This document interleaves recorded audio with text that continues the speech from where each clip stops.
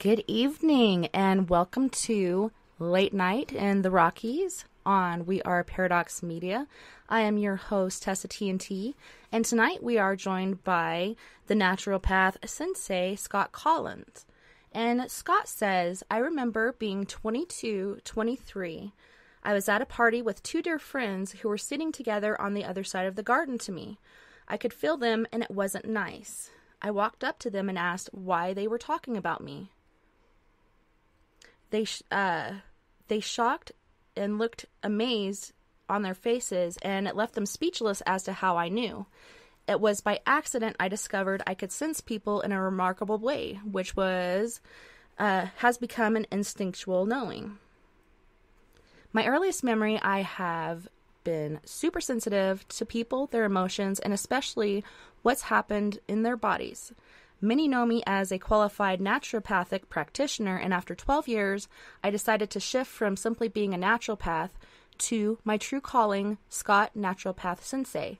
Since that party and numerous times since, the stunned reactions on people's faces has become normal for me.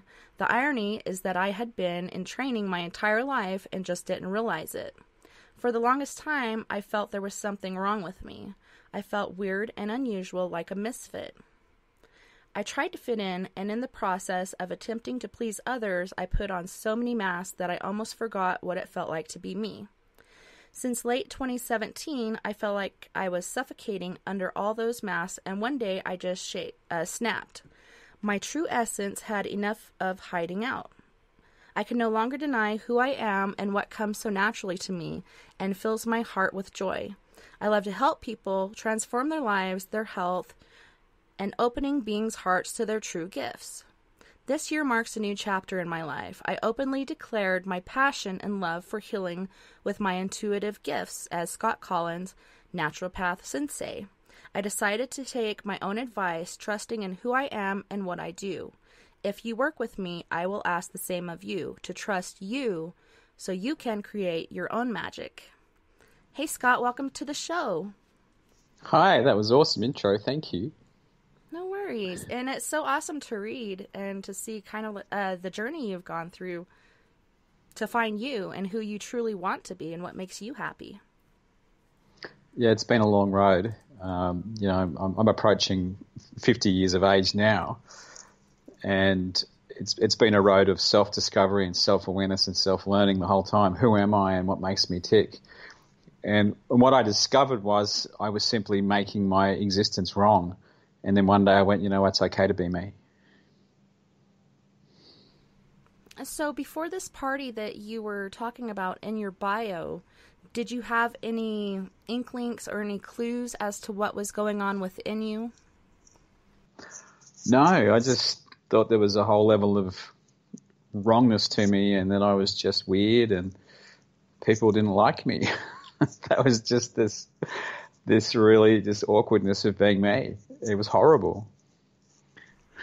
It is, especially going through school and being a kid. You feel so awkward anyways, and I kind of found myself going through the same thing, sharing my paranormal stories with people, and they'd be like, wow, this girl is weird, stay away from her.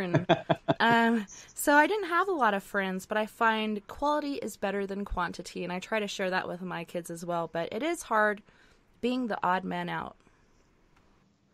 It was difficult, and I grew up in isolation. I have two brothers. I have a twin brother and a younger brother, and they have really great relationships with people, really great relationships and friendships.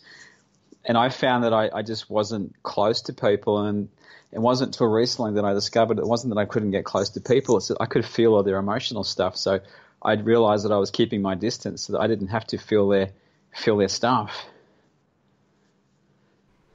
Yeah, and a lot of people who are empathic find it hard to be in public because you do feel other people's feelings, other people's intentions, and when you're in a large group, it can be overwhelming. Do you have that happening as well?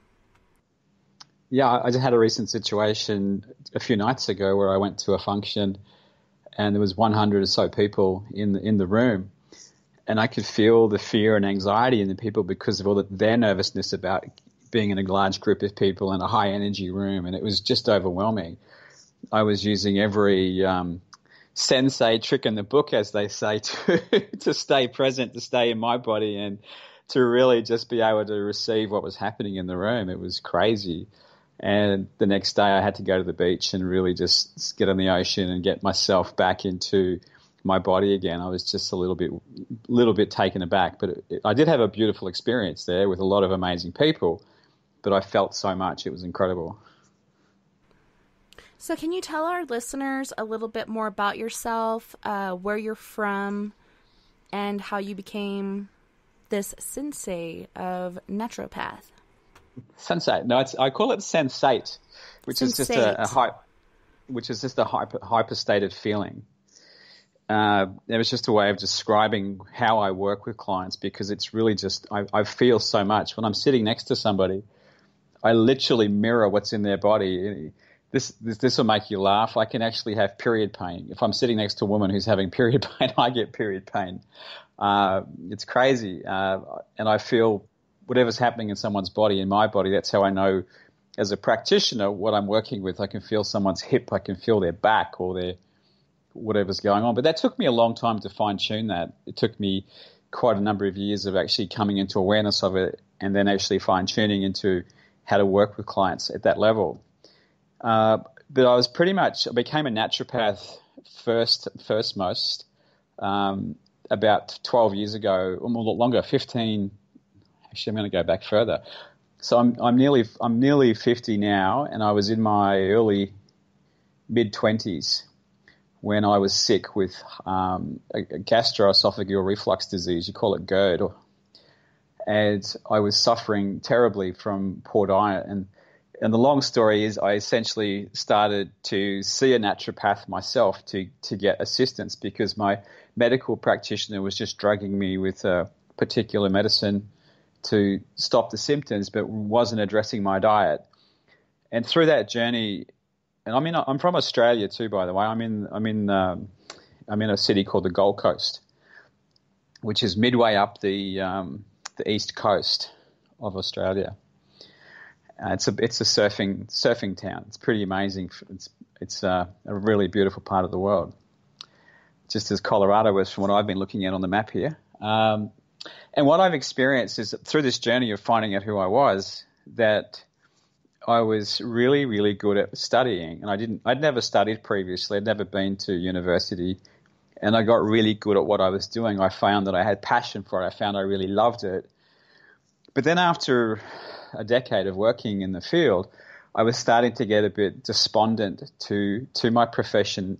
It was almost mimicking medical profession, where all I was doing was handing out pills, just natural pills and natural supplements, and I wanted to do something more. So then I started studying meditation, mindfulness, different practices of breathing, consciousness, to discover that I could actually use a lot more tools with the medicines to get better results. So not only was it for my own journey, my own health, because I fixed my health problem, I solved it. I stopped it through changing my diet, changing my stress, and having a better relationship with me. And then I started to apply those practices to my clients, and we started getting better results. Because when I was just handing out pills all day long, I found that I was just symptomatically relieving clients until we started to address the deeper energetic signatures in their body. What is this pain? What is it caused from? Where does it come from? How did you create it? So these questions started to come up about going deeper.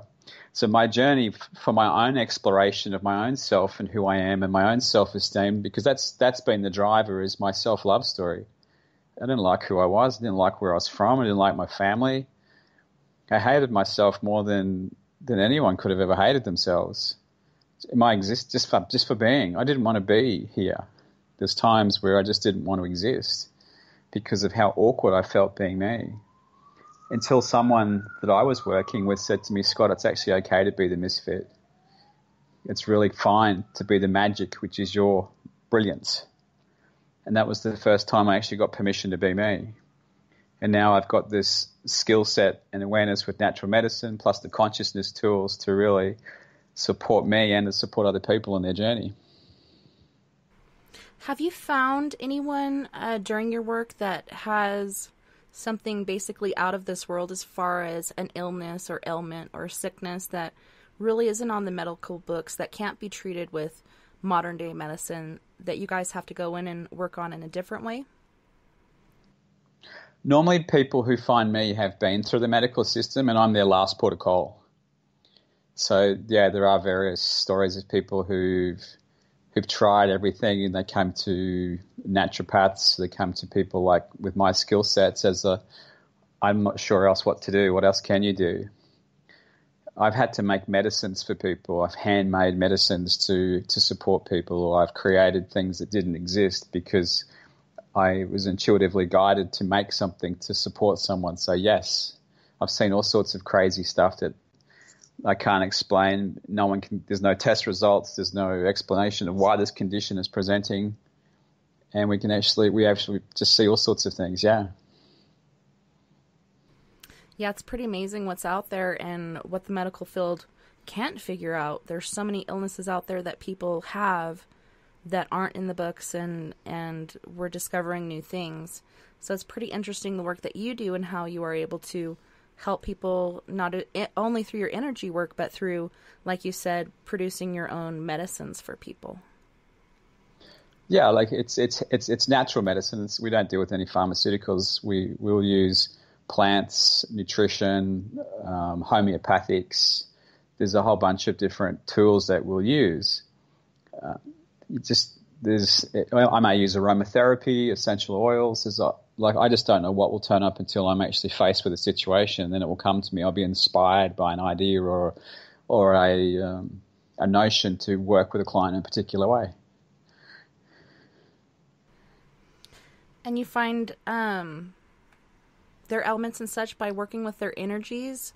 You just feel it within yourself, or can you kind of put your hands out and feel where it is on their bodies? How exactly does that work for you? Well, when we do the callers, we'll see. But the way it works at the moment is that I have a feeling in my body. So, and unfortunately, I feel the pain of someone. That's how I tell in my body. But it's probably only at a very minor extent of what someone else's experience might be. So I will reflect and mirror into my back, my hips, my joints, my arm, my neck, the liver pain or the pancreas or whatever. I'll start to feel different things. Does that stick with you after you work with a client, or are you able to kind of shake it off? How do you get that feeling to go away from you? It's really fortunate. It's like changing the channel on the TV.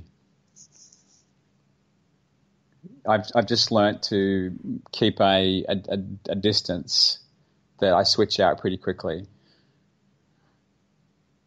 I have to kind of do that, otherwise I'll be a mess. Right? I know, and some people, who don't know what they're doing, but they are out there trying to help people, but they're not quite studied in the field or know exactly how to shake it off or get these pains or feelings off of them, can actually gain these sicknesses on their own. Have you ever seen anyone who wasn't really deep in the field of this study that have had these issues? I can't say that I have, but what I can compare it to is a lot of friends of mine who are like personal trainers and coaches. I don't have a lot of friends I have a lot of friends from when I went to university with, but not that I'm actually who are now doing this kind of work that I'm doing. And what I've observed in people is that they don't realize that it's not them that they're feeling. So like I work on the principle that 99% of what I'm actually experiencing isn't mine, and I have a really conscious focus on handing it back. So many empaths and so many people who are very sensitive will actually be processing or experiencing things for other people that they don't even know they're doing. Inside relationships is a classic example, or I've often seen where children will take on stuff for their parents and parents will take on their children, and it's just really interesting watching how the energies flow. And I have to really keep clear. Like I will probably clear myself 10, 20, 30 times a day, just constantly. Is this mine? Is it somebody else's? Is it mine? Is it somebody else's? And constantly checking in. And then when I get home from doing the groceries or get home from an event, I'll get to my house and I just have this sigh of relief that comes over me like, oh, I'm in my space again. And that freedom that I've learned to experience and how I deal with it, I want to share with other people so they can actually start to shake it off, and these other healers can shake it off, and these other, coaches and practitioners can shake it off. So I think everyone's gifted. I think everyone's sensitive. I think it's really, we all just need more tools in our toolbox and come into a level of what I call self-mastery or self-practice and really just focus on a daily basis. Have you found that in recent years there are more people with gifts than, let's say, back 50 or more years ago? Or is it just people are realizing it? I think it has a new level of acceptance, and I think I'm in a circle of people which it's common practice. So I have more people who have gifts in my life than don't, if that makes sense. And from years ago, if I look at my upbringing in Australia, which is probably my town, I'd say that when I was growing up, I really can't say that I met anyone until I got to university. And then I was exposed to a whole new world of people that I never knew existed. I left my corporate life. And I was in sales and corporate, so I only dealt with from my early 20s, and I went back to university in my mid 30s. And it wasn't until I experienced the university life that I had this amazing cacophony of people come into my world. That I went, wow, I didn't know you existed. I didn't know that was possible. And holy cow, I didn't know about meditation. I remember this girlfriend of mine saying, Scott, she goes, will you shut up? You talk about yourself so much. That was the first time I realized that I was self-absorbed and self-interest and overcompensating and all these things that we do when our self-esteem is destroyed. And she actually was the first one to bring it to my awareness. And I went, wow, someone's actually showing me what's happening about how I'm communicating and why I'm over-communicating, over-compensating. So here I have this whole new experience of people that are now, I'm learning a new way of being from my family and from my corporate life, which were my only reference points. Yeah, and it's funny how sometimes it takes somebody to call you out on that before you realize what you're actually doing. You probably didn't realize how self-absorbed you were until she called you out onto the carpet about it.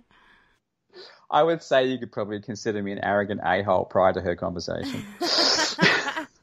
I see it now. I was very good at sport in high school, so I had that very cocky alpha male captain of the basketball team kind of energy. And I was captain of the basketball team. So I was still very insecure, but I overcompensated through overachieving. Yeah, sometimes we do that. And I'm just talking to people in the chat room. I'm like, hey, call in, because I have a friend in here, and she's had this really bad migraine today. And I'm like, call in and get a reading and see what kind of help you can get. And I'm excited to see what you do and how you do it. And I mean, you can feel free to do it on me as well if you'd like, because we've kind of kept from talking to each other because I like to keep everything fresh and real, and if I talk about something before the show, I may forget to talk about it during the show, so I try not to do that. But yeah, I'm hoping that people call in and get some help, because we do have friends and listeners in the chat room who do have health issues and pains and problems, and I'm excited to see how you work and what you do. And you were telling me a little bit earlier about an experience you had in a sea of jellyfish. Can you tell us a little bit about that?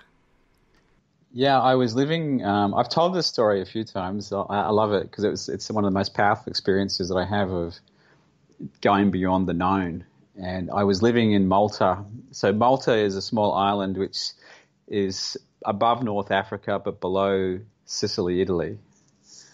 And it's in the middle of the Mediterranean. It's tiny. And I was living there for about 6 months with the teacher that I was studying with.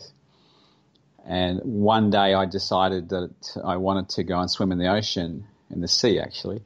And because I love waves. I love it when the waves get up. And the Mediterranean is quite flat. It's really it's more like a warm bath than it is like an ocean experience. And the one particular day, the water was had quite a good amount of waves, and I got really excited. And I was just about to run to the water as fast as I could. And my teacher grabs me by the arm and says, "Stop." And she grabbed me. And she had this awareness, because I was just so giddy from seeing a wave. I completely didn't even tune into the energy or feel the energy of what it was.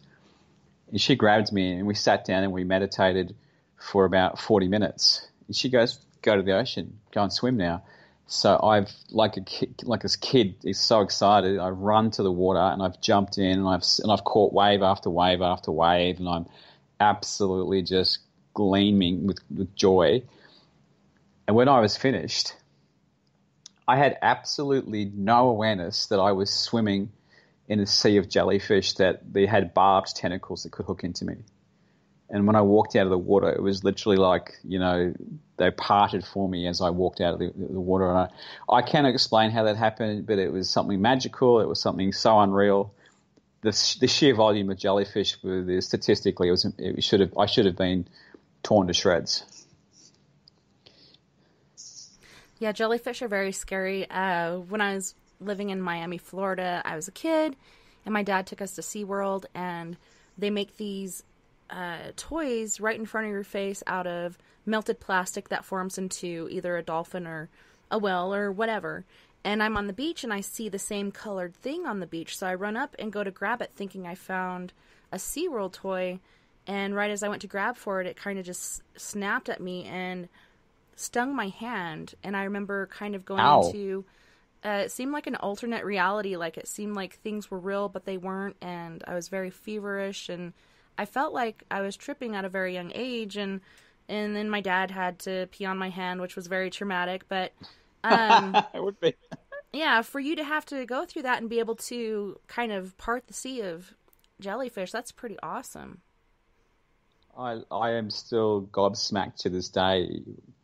And this teacher of mine, she was almost mystical in how she did life.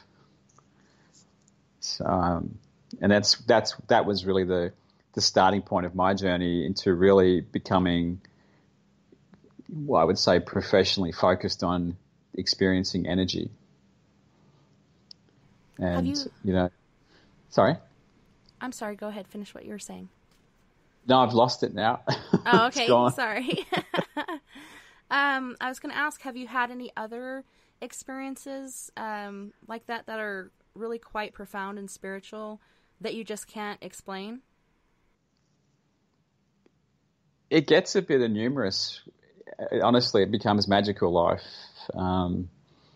Hasn't always been 100% magical, but there have been experiences where I can't explain how I've met someone or how this person turned up in my life. Or, recently I was at the beach and I was meeting some friends of mine, and there was a whole bunch of people there, and then there was another woman who wasn't with the group, but I didn't know she wasn't with our group. And I got introduced to her like she was an old friend, and I had this experience with this new friend that was like I'd known her forever, and I can't explain it. It was like, an old soul past life thing. It was just, this person was just happened to be sitting next to the group of people who were having a barbecue, and next minute she's a new friend of mine in my life that I just had the most amazing connection with. And then there was a time I was, again, living in Malta, and my teacher said to me, "I want you to go out today and simply feel every experience and trust your body."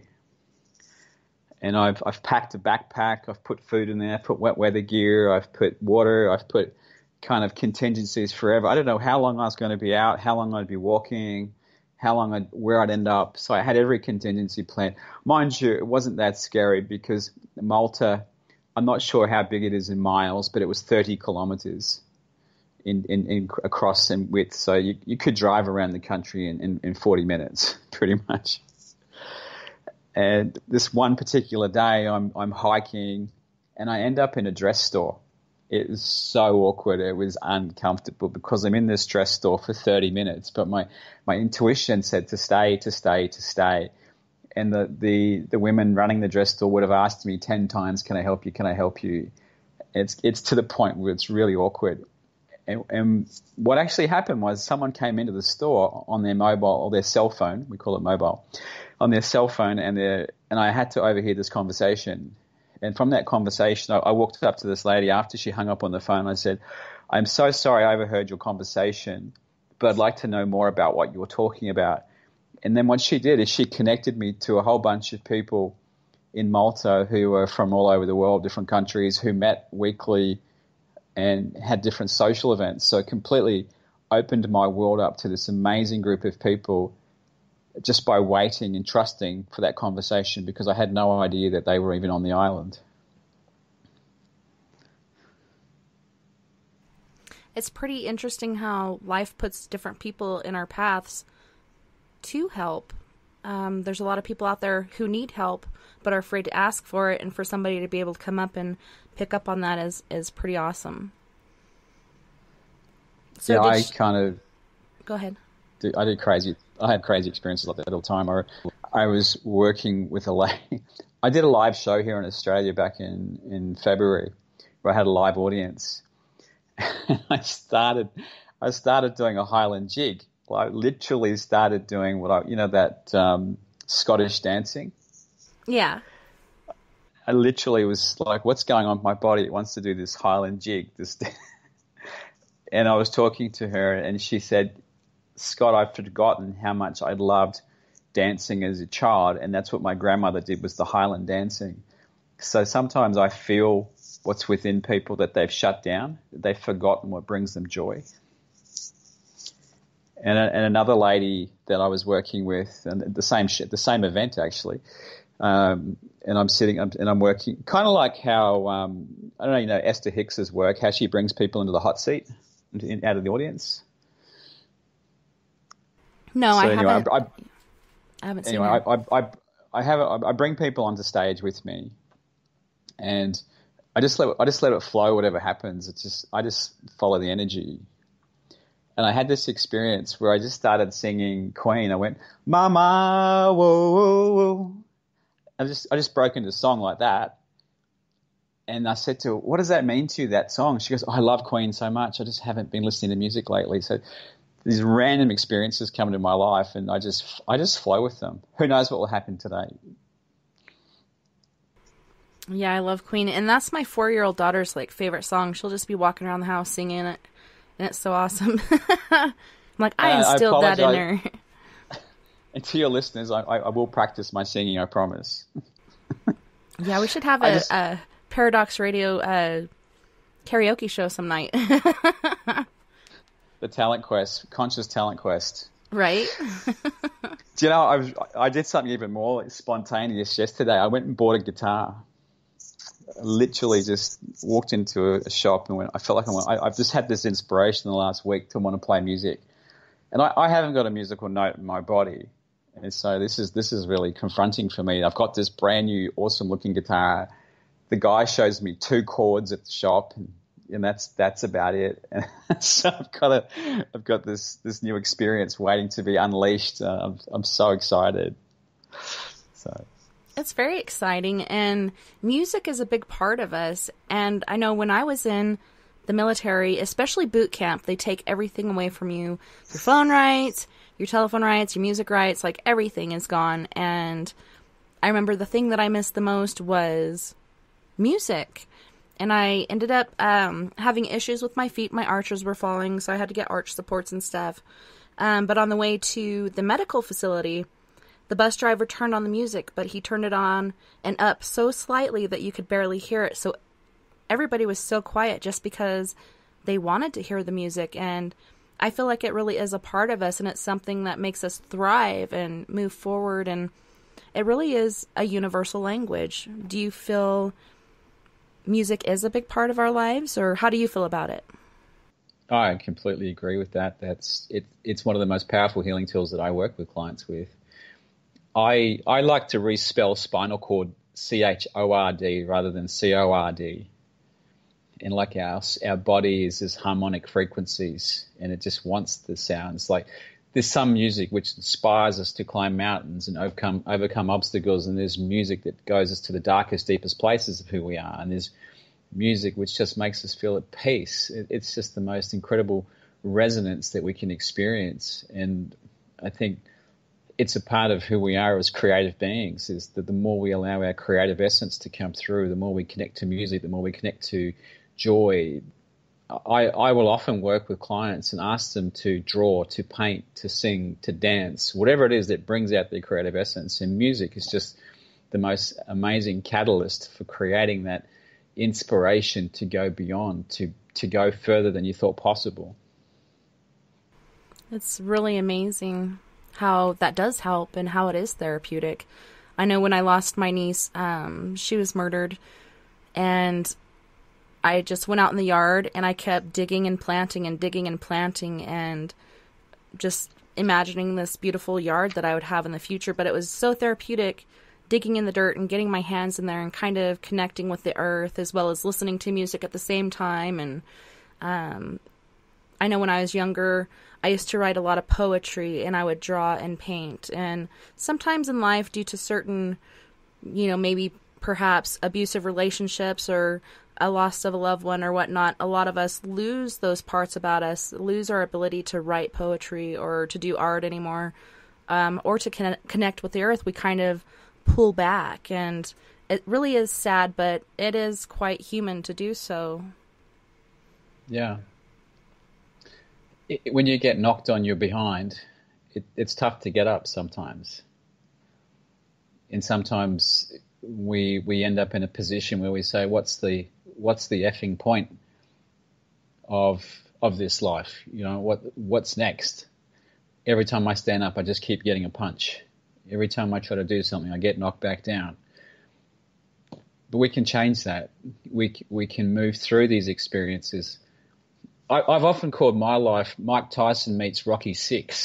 All right. and my experience is a privileged life. I live in Australia. I have an education.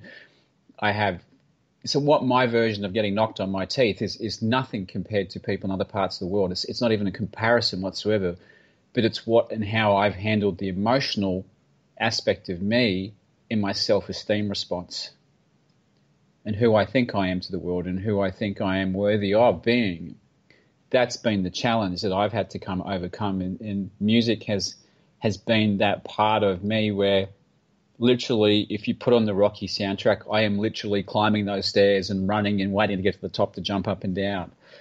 That's the experience I get when I put the right music on. I remember when I was studying, I used to listen to, I'm not sure what you call dance music, doof doof, techno, but that doosh doosh and beat in the background. And I remember I'm studying science with this in my head and loving it. And I had an incredible retention for the knowledge or the studies because of the music. I had a marriage which had failed. I was back at home living with my parents. Myself, and I was in my mid-30s. I couldn't have been feeling any worse about myself, having little money, having to live at home again, and being a student. And then there was this moment where it just clicked in. The music got me through. And it's amazing how it can do that, and it can touch those parts of you that you feel are numb or missing. And like you said, you hear that song and you feel like you're running up those stairs and you're doing the hop around and fists in the air and whatnot at the top of them. Like, I did it. Or, Adrian! But it kind of gives you that extra oomph and that extra backup that you need to kind of get out of that pit, get out of that hole. And music is amazing. I love it so much. It's my fave. It is amazing. And then I think coming back into if clients work with me, look, I am going to encourage the creative experience, no matter how it turns up in someone's life. We don't have to be artists. One of my favorite things is designing products. Could be as boring as bat poop to someone else, but to me, to create something that didn't exist, or to make something that I can change someone's experience with, I get excited about that. I have a friend of mine who's an amazing Australian artist, and she creates very detailed landscape paintings. And And to watch how she works is phenomenal to me to see how she does it, but to her it's easy.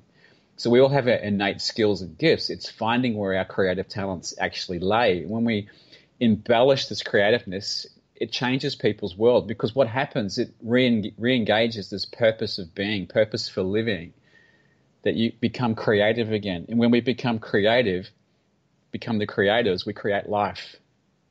It's in that essence of creation that life returns.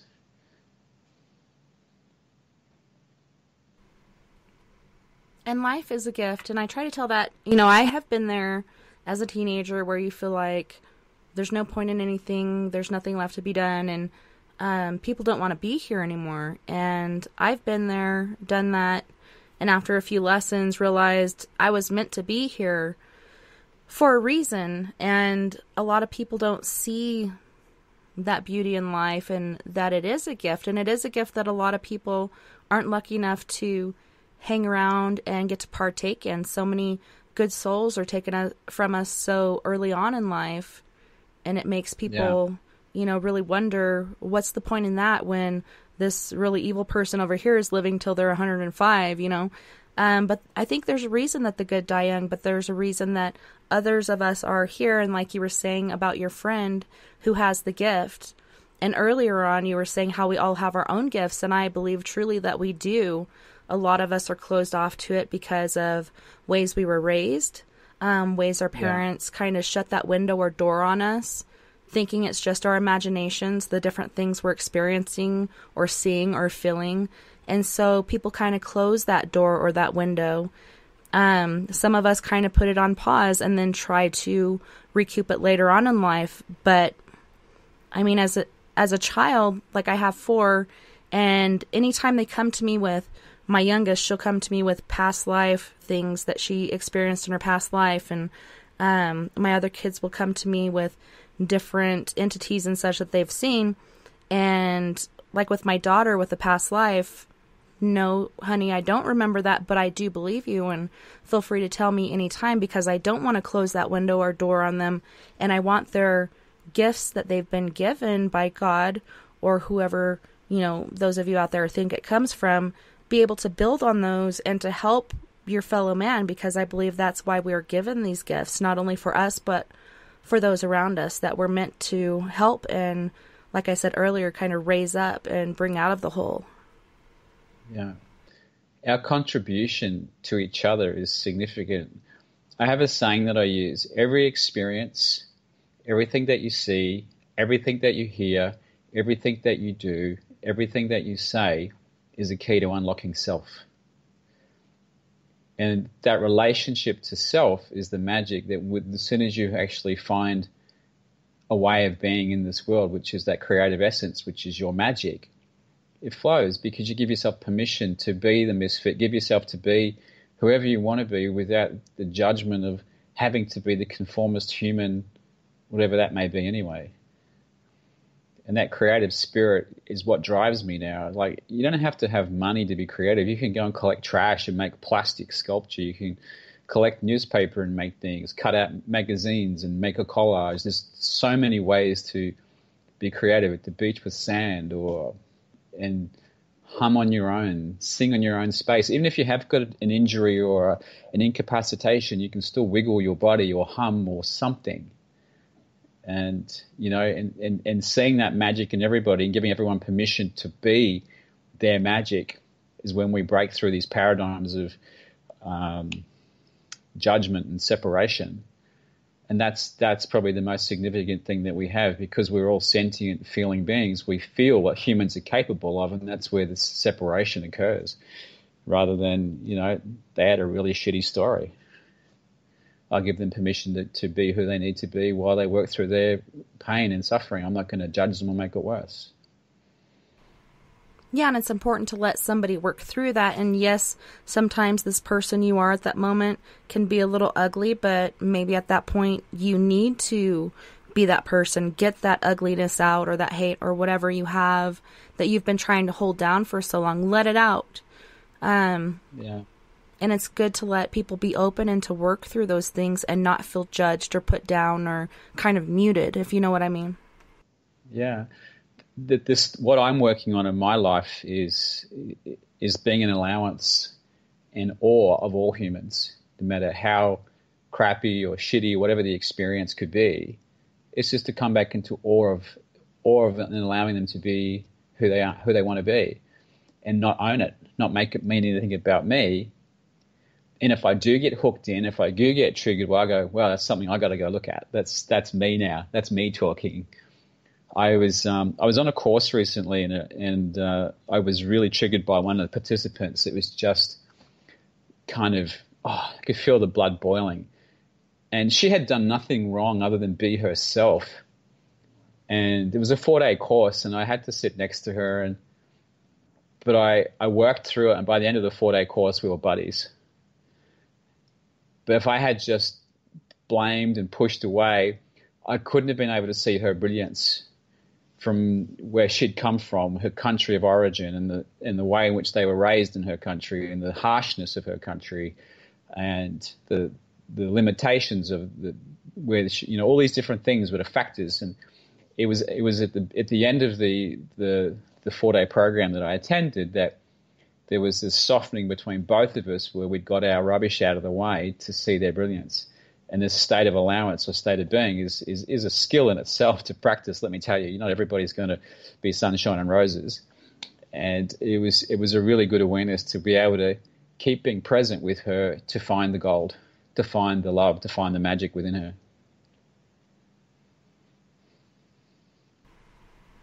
It is a process, but it's so important. And I'm so glad you're here and you're helping people work through these things and realize these things. And like you're saying with this girl you met at this conference, at first, if you had just picked up on the energy she was putting out, you might have just sat across the room and just kept, your judgment or what thought you had about her at that moment going. But then you learned who she was and what an amazing person she was. And I think everybody is brought into our lives for different reasons, whether it be a lesson for us to learn or a lesson for them to learn, or for us to help them, or vice versa.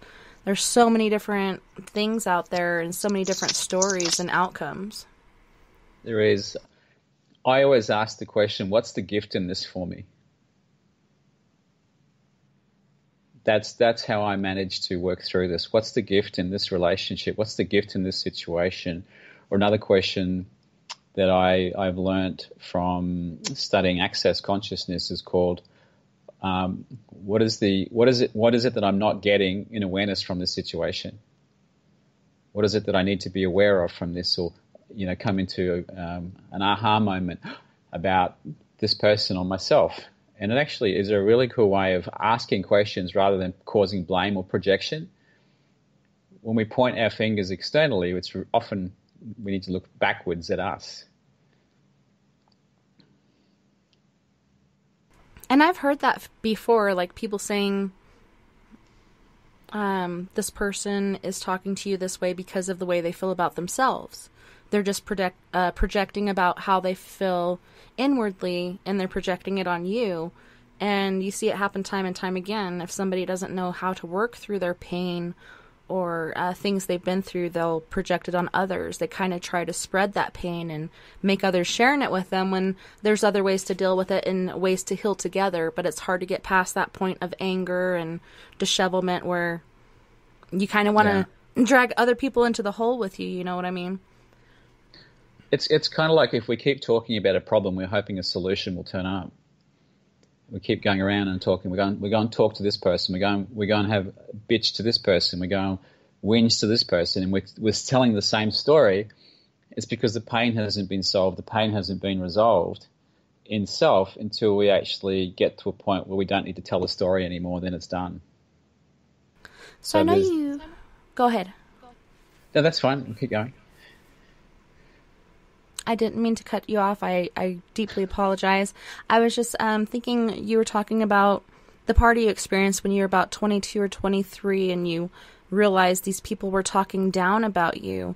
Did you experience that in other places of your life? I know for me and my gifts, things I've seen and heard and experienced and communicated with, my aunt, who is in the Bible Belt, said, what makes you think God's going to help you when you're just communicating with demons, so on and so forth. Like, I don't believe that every ghost on the earth is a demon. I'm here to help people, and God gave me this gift for a reason, and I'm not going to put it on a shelf, you know.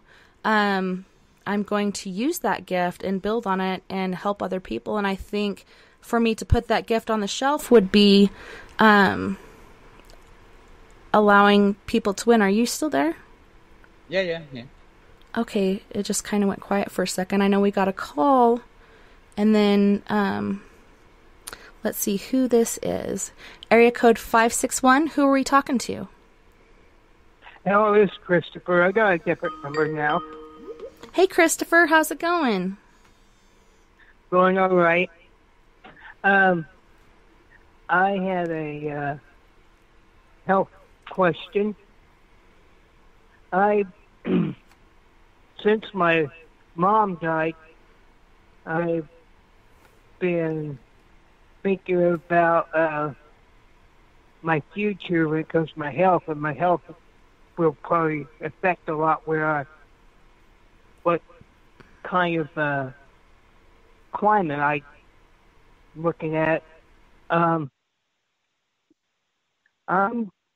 thinking about going back to a place that's warm all year round. Is that good for someone like myself? Can you repeat the question? I'm sorry, I didn't hear it clearly. Since my mom died, I've been thinking about my a lot of things, including my future, and my health is a big factor because that'll determine where I'll live. Really, I'm thinking about going back to a warm climate. So when I started to, what's your name, sir? Christopher. Christopher, sorry, my mistake. I'm having a crackled line here. Christopher, the first thing I did is I felt your lungs and your heart. It was like your heart's broken from your mum's experience, but it's been like tender for a long time. You're a very sensitive man, and I also feel like you hold a lot of emotion in your body too. It's almost like there's I'll get to your question about the warmth. I think the warmth feels like a really, really good suggestion for you. Have you been a smoker? No, I can't. I'm a preemie. Okay, I just feel like I was told to avoid it. Yeah, I just feel like there's congestion in your lungs. Oh, wow. It's probably more to do with emotional stuff than the cigarettes. So just normally when I feel lungs, it's usually smokes or emotional. Mm-hmm. Do you do any breathing work, like breath work? Yeah, I do. I try to increase my capacity. I learned a lot of that from helping my mother before she passed away. Yeah. So one of the things that I really feel like the sun will help you. Are you thinking something like Florida or something warmer like that? Hawaii. Hawaii, that's nice. I've been there. I feel like that if this is where when I talked about joy, Christopher, where if you bring music and dance in, I think the Hawaiian lifestyle would be amazing to enjoy a luau and to enjoy some Hawaiian spirit and, you know, to walk on the beach and walk in the forest and dance and beat on a drum. You know, you could probably go and learn how to play a bongo or some sort of drum that would be awesome for you just to beat away on. And it'll also get that energy out of your body that you've been holding onto and trapped for so long. It's almost like you're a kettle about to explode of all these unexpressed creative energies within you. Yeah, it sounds like a place I could finally be creative. I just feel the spiritual energy of the place too, like Pele and other things is like the whole place is like a temple, the whole state. Cool. Do you eat a lot of fresh produce at the moment? Oranges. I feel like you could have a lot more produce in your diet, not just fruits, but your greens, your collard greens and your spinach and those kind of really green foods, like to get those green pigments for your blood. Mm-hmm. Yeah. Like I'm as I said, I'm a naturopathic practitioner. You could choose to work with me, but also you may get advice locally if you want to about someone who could just put some things together for you about adding some extra nutrition. I also feel like you could drink a lot more water too. You feel dehydrated to me, like you could use a lot more water. Yeah, I'm a big believer in naturopathy. There's a lot of things you can do to level out what you already got. You can make yourself better somewhat. Yeah. So are you having any trouble with your hips? Yeah, I have cerebral palsy. Okay. I just feel like there's a lot of tightness. That's probably why, through your back and hips. Yeah. And it gets worse if I don't walk. That's why eventually I may have to leave this climate where I'm at, because it gets to a point that I can't even, that I'm housebound. Can you swim? I'm a shallow, like 10 feet or less. You can. I think the Hawaiian water would be great for you to wade in, just to float and move your body.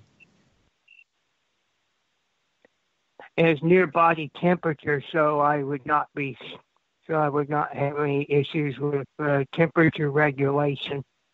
Cool. And the other thing too, have you ever thought about writing? I feel like you have a story within you that you could write and share. Oh, I do. I tell Tessa all the time, don't I? Experiences. Yeah, he's got a lot of interesting experiences through dreams and visions, so on and so forth, about family connections. And I guess recently one of his family members did a DNA test, which kind of proved everything that he'd been talking about beforehand. So that was pretty awesome. A pretty awesome outcome there. Yeah. I had a prophetic seeing experience earlier in the week in Latin that says that you are of the household, royal household. And like 4 days later, we had a family meeting I didn't know about. She threw this surprise at us, my sister. Oh, cool. The whole family had to do it. Yeah. So I think that what I'm experiencing with you, Peter, and Christopher, is there a Peter in your family? Is Christopher, is that there's definitely, you could benefit from that creative expression, whether you write, whether you dance, whether you move your body in a way which is appropriately safe for you. That expression of writing would be a very powerful way to, even if you just recorded it onto a device and gave it to someone to type up for you, would be a very powerful cathartic experience of expression with who you are. So when I feel your heart and your lung energy, that's where I feel like there's a lot of stifled energy of the experience of love and the experience of heartbreak, and the emotion that is stored in your chest feels very tight as well. Mm-hmm. So I found the perfect place to help me release my spirit. Now the goal is to get over there. I always say you may ask God or whoever you pray to say, show me what's possible, and ask for help to get there. I astral there already. Oh, cool. Well, I hate to interrupt you guys, but we are going to break right now. Feel free to continue to talk. Don't go anywhere. We'll be right back right after these musical notes.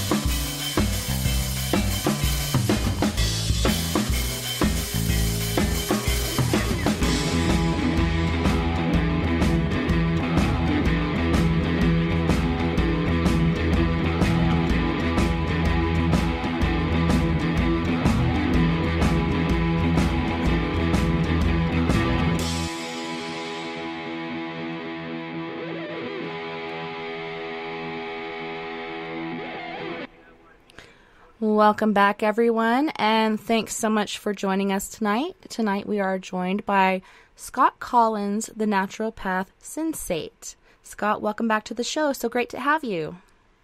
Hey, it's been awesome. Been having fun with Christopher. He's an awesome human being. So, yeah, it's been cool.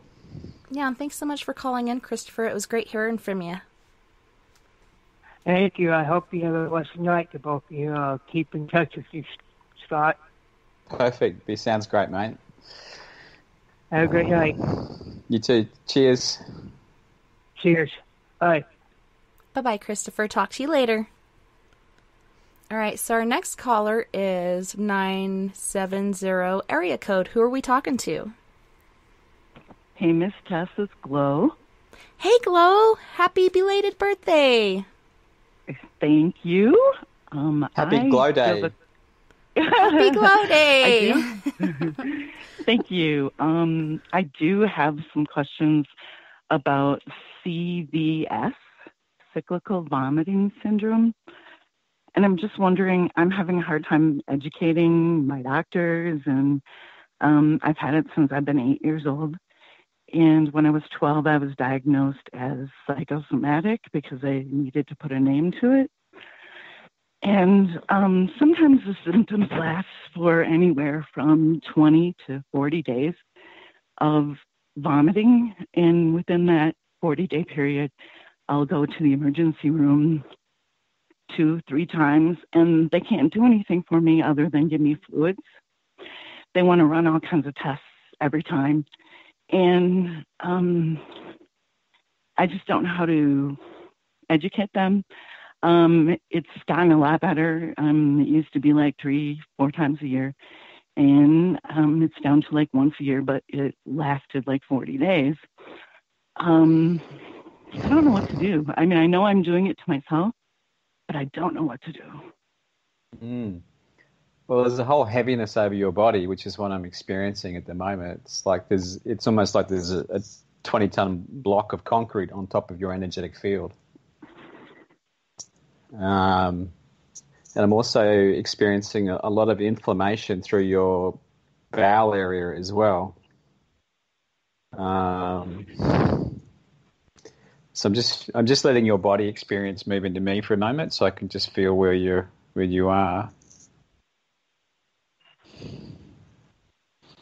It also feels like you're shallow breathing, like you're actually not breathing from the full capacity of your body. Yeah. I always look at some conditions as a disruptor of life. Obviously, it is for you. What I'm saying by a disruptor in a more metaphorical way is that it's preventing you from being the gifts that you are, and that you're so consumed by your health, because it is pretty serious what you're going through, that it actually distracts you from the possibilities of living life in the purposeful way which you had agreed to come into this world to do. So one of the things this is why I always talk about the joy experience, Tessa, is and what we can do to bring back joy into our life.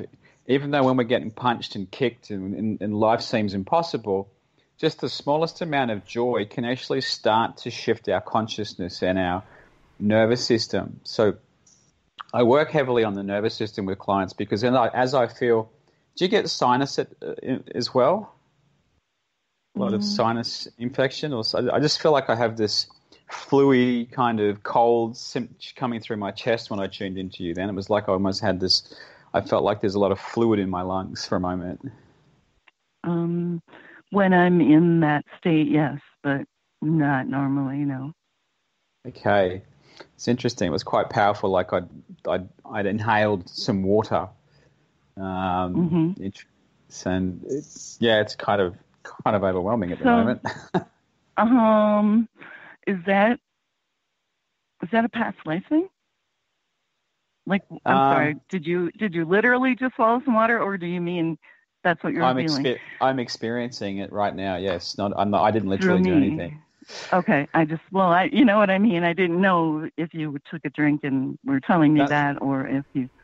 I think That's he's going perfect. through the feelings of when you're going through your health issue that you have. You were saying that you do feel kind of a grogginess or whatnot in your lungs and stuff, and I think he's just kind of picking up on your symptoms. Is that what is going on, Scott? Or it's mirroring in my body, yeah. So I'm actually experiencing the energetics of what's happening.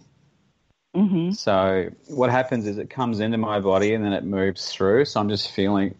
So the process I go through is that I let the energy move into my experience, and then I interpret, and I'm sitting here interpreting and feeling where it's all connected and what's happening. Mm-hmm. So and I mentioned the nervous system prior, and I really feel like that you have a significant amount of overthinking and stress in your life, which is, I'm feeling your nervous system in my head's aching. Literally, the electrical activity of you is just crazy. It's like busy, busy, busy up there. And then I'm also getting Sorry? I was going to say I have mouse medicine, so that makes sense. Sorry to hear that. And the other experience I'm getting is this deep heartache. It's like this, I'm getting like this stabbing pain into the heart, which is kind of like, and then it's radiating down through my body, this heartache. So it's like this connectedness to the energies that it may not even be yours. It's just kind of what I'm going to go with this, is that you've taken on stuff and it's not even yours. So now I'm experiencing the nausea. Wow, this is crazy. So I'm getting this nausea, which is coming up through into my throat. I'm not sure where you get it. It's like coming up through my gut, up into my throat. Sorry. Yeah, that's fine. We'll clear it in a second. So the question to ask is: do you want to release it from your experience? Well, that's what I'm wondering. Is it something that I'm holding on to? That's why I said, is it? But I'm asking a question though for a reason, for an answer. If that makes sense. Well, yes, so definitely. Right. So when people avoid the question, that's why I go, do you really want to shift it? Yes. Perfect. Great. So in your heart experience, I'm just going to track down to where this heartache's coming from.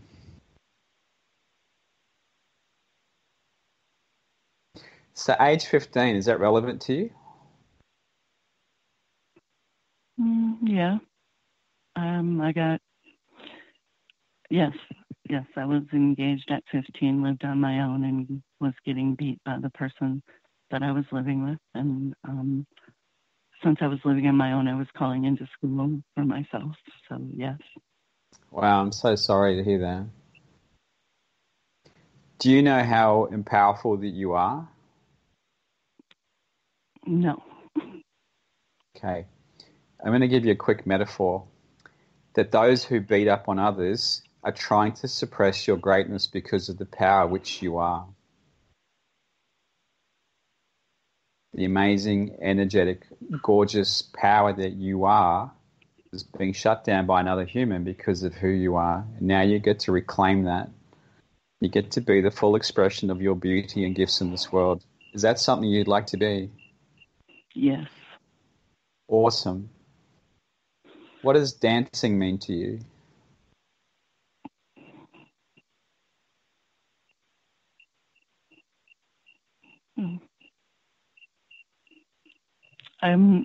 It can mean lots of things, but to me, gentleness. Can you feel your heart shifting now? Yes. What would it be like just to experience the music and the dance? You've closed your eyes, you've got the timber beneath your feet, you've got your favorite song playing, and there's this waltz where you're just in perfect harmony with the universe.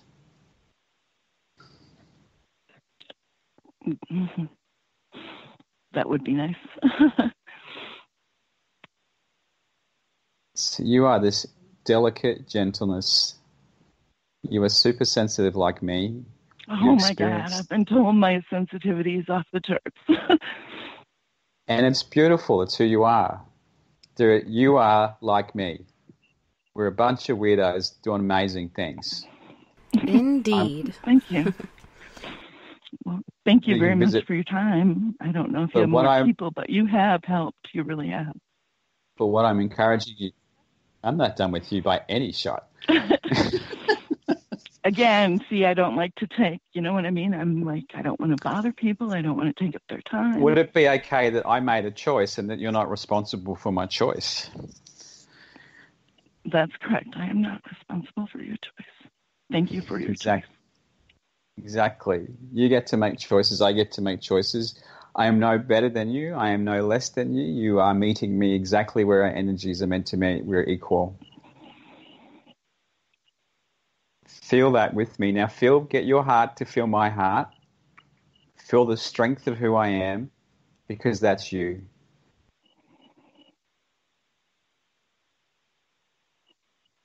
Keep feeling. Stay out of your head. Keep feeling. Don't let your mind take over. Just let your body feel me. Just breathe with me and feel and allow the experience of the power of your heart, the love, and the gifts that you are now permeate into your body. And look at that nausea disappear. Yes. Thank you.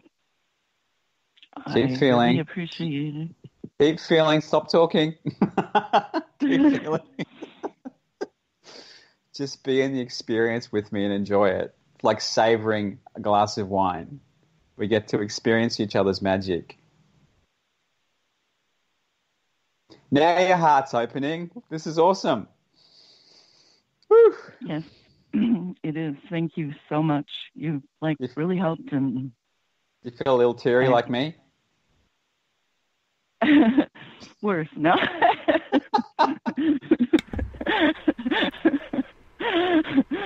But you are awesome. You've been a lot of help, and I'm really glad that Tessa had you on tonight, and I hope that you can help more people. Absolutely. And before you go, just let me be with you. There are two states of being. There's you, and there's the noise. Every time the noise of your mind comes in with a thought less than, you have to worry about Scotty and not taking up time, that's noise. To receive love is just to hold and feel it and know that you are allowed to feel the gift and be absolutely deserving of every single precious moment of this. You can receive this, and you can receive this, and you can receive it. You are so loved. You are so safe. You are so okay. You are the most brilliant expression of you that there is. Cool. So every time you don't want to feel this way, you know it's not you. So this is your point of reference for experiencing your love, your power, and your gentleness. So now you know what's not like you. That's why I held you in this experience. So now you can go, when I don't feel like this is just my head trying to mess with me. And you can tell it to Nick. You can tell it to nick off. Okay. I'm not sure what language you use in the States, but PO is in piss off. I'm not sure. Can I say that on the radio? Oh yeah, we're fine here. So anything that's in your mind that's not yours, you get to tell it to go. You have full permission to discern between a state of anxiety, a state of fear, a state of sadness, a state of anger, a state of depression, a state of less than, to know that it's not you.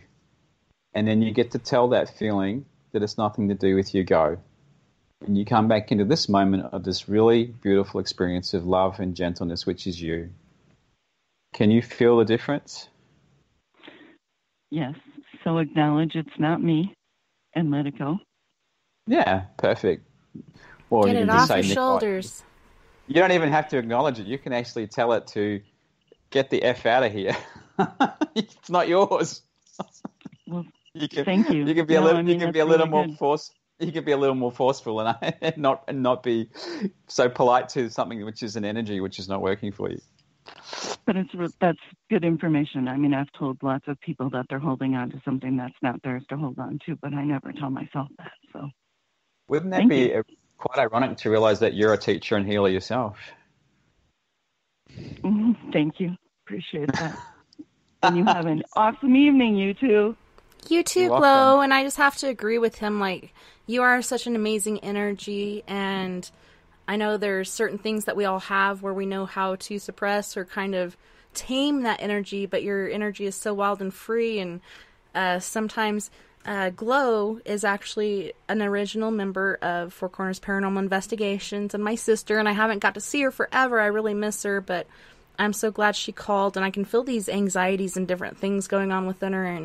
And if she's able to tap into this and kind of tame that energy and focus it in the direction that she needs to, like, the things that she does already is amazing and awesome, but I can imagine how much more prophetic and pronounced it could be if she could just focus that energy instead of it just kind of flies off of her, everywhere. It's an amazing energy, and I love her so much, and I'm so glad you called in, Glow. Well, thank you, and you have a great evening, you two, and thank you very much for Hey, Glow, just before you go, how's the nausea feel? Good. So the more that you actually start to be present with your body and not with your mind, this will shift. Yes, I know. Because you went back in your head then, I could feel the shifting back in. It's just once it starts, it's like it's so hard. So I mean, I'm not. I'm not there now. I just know that when I'm there. So when I'm in that, I should call you. I mean, that's what I'm about to suggest. Yes. All right, I read your mind. Thank you. Love you too. Have a great evening. Love you, Glow. Ciao. Bye. Bye. She is so amazing, and I'm so happy I met her. Yeah. She's gorgeous. Her energy is so soft and gentle. She's like the total nurturing super mom energy. Mm-hmm. Super mom for sure. And she's just so loving and giving, and she's afraid of taking, and I understand where she's coming from, as I come from a place of I've always been a giver, and I've had to learn in my latter years to not give so much and give some to myself, because without taking care of yourself, you can't really take care of other people. And I know a lot of us are in that place where we try to be the caretaker and the giver and support and help other people, but we need to do that for ourselves as well. It's so important. And also the being a victim of abuse, whether it's sexual or physical or whatnot, you go to the place of guilt where you feel like it was something you did and it's your fault when it really isn't. It's the fault of that person who is sick that has done this to you, and there's nothing you did to deserve it, and it's hard to get those oppressive feelings off. So I'm hoping this really, really helps, and I think it has, and I hope she does call you in the future. Yeah. So I think one of the things that I did was misconstrue pain for love, and I'd choose relationships where I might have received more pain than, because that's what my experience of love was. I didn't know what love truly was. I didn't know what gentle and softness was in the feminine until I actually started changing circles, and then I got to see what a woman in her feminine actually looked like. And my experience of love was harsh, and it was an experience that's all I knew. So we don't have a place of reference growing up, and we choose relationships based on that, what we had, and we choose life experiences. I remember one of my first employers used to scream at me, used to scare me so much. He used to scream and I just stayed there because that was my experience of what people did. There wasn't anything wrong about it. It was just that's what happens. People yell at you. Yeah, and like we were discussing, it's all a part of, your workplace or our upbringings and how people did different things, and it's a way that we learn, although a lot of things aren't right, but you were kind of like, this is where it's supposed to be, this is how it's supposed to happen, so I'm just going to stay here in this place of oppression and let this person yell at me. It can be so detrimental to your spirit and so bad for you, and it's good that we get out of these places and we're able to carry on and project positivity instead of negativity and break that cycle. But even the person who's the perpetrator, like it's called Cartman's Triangle, Cartman's drama triangle. And it's a pattern of victim, perpetrator, rescuer, victim, perpetrator, rescuer. And when we're actually aware of this triangle, we can actually start to move through it. Because the person who showed me, then the person who showed them, and then the person who showed them how to do this behavior, I'm not going to blame them because that's their reference point. I'm going to move into expanding into awareness. As a conscious being, as a being of love, I don't want to hold that person in an identity that they were a perpetrator. I want to hold them in an identity that they were stuck in a place that wasn't their truth, and that's how they knew to respond that's how they knew how to react rather than respond. And that doesn't make it right. I'm just not going to make it wrong. I'd rather try and bring awareness into someone's experience so that they can move through into a whole new way of living. If we if we held everybody into a place of judgment and perpetration, then we perpetrated ourselves rather than giving them permission to be another way, giving them permission to change. It's like the bully at high school. It's an example that I use constantly is if I go back to my high school year, there was these two twin brothers who used to be bullies to me. And then later in life, I caught up with them. And they weren't the same boys. They were men now, but they were still, they still had a presence to me of the bullies from high school. And I thought to myself, how can I shift that experience of these two boys from the time capsule that I'd held them in for so long to allowing them to be who they might be if I could let them grow, if I didn't hold them to account to a time capsule of information which was 20, 30 years old.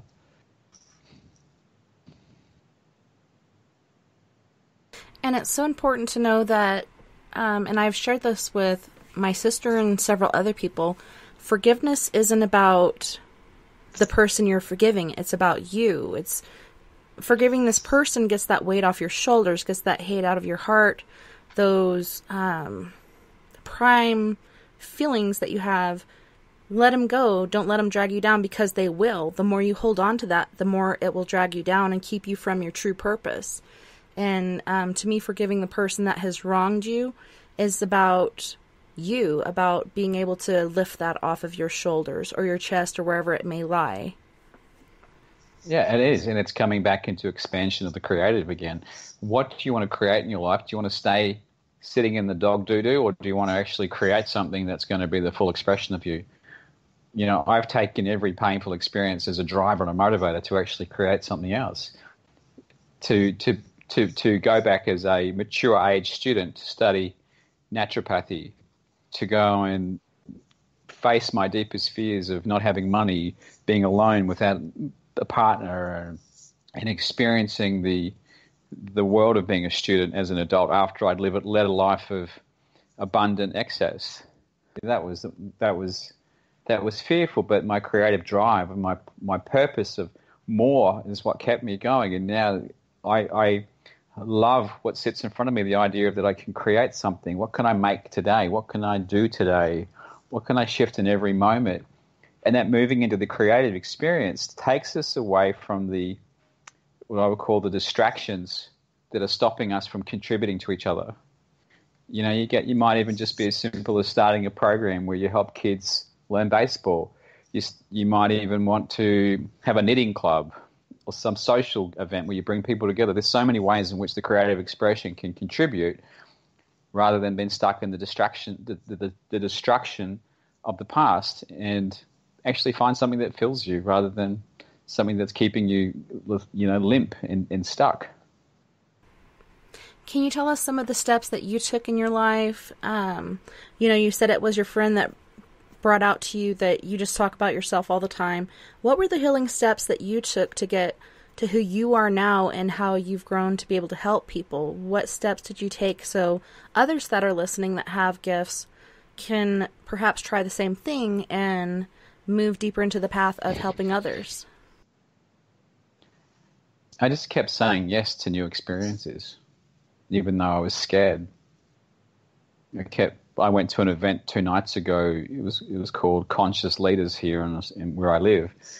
And it was a room full of very powerful individuals, very amazing people. And I was intimidated. I was fearful. But I said yes to the experience. And by the end of the 2.5 hours, I left blissed out and in completely a love experience. My heart was just glowing with some of the experiences I had.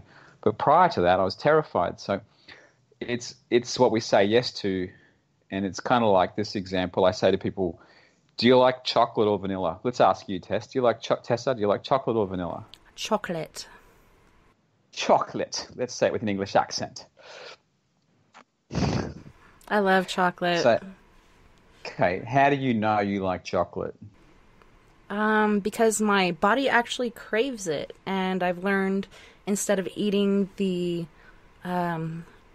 light chocolate and the really sweet chocolate, go for the dark chocolate, and it feeds that void a lot longer than had I just eaten a Snickers or something. So you've actually gone through a whole process of elimination and choice to know what you prefer.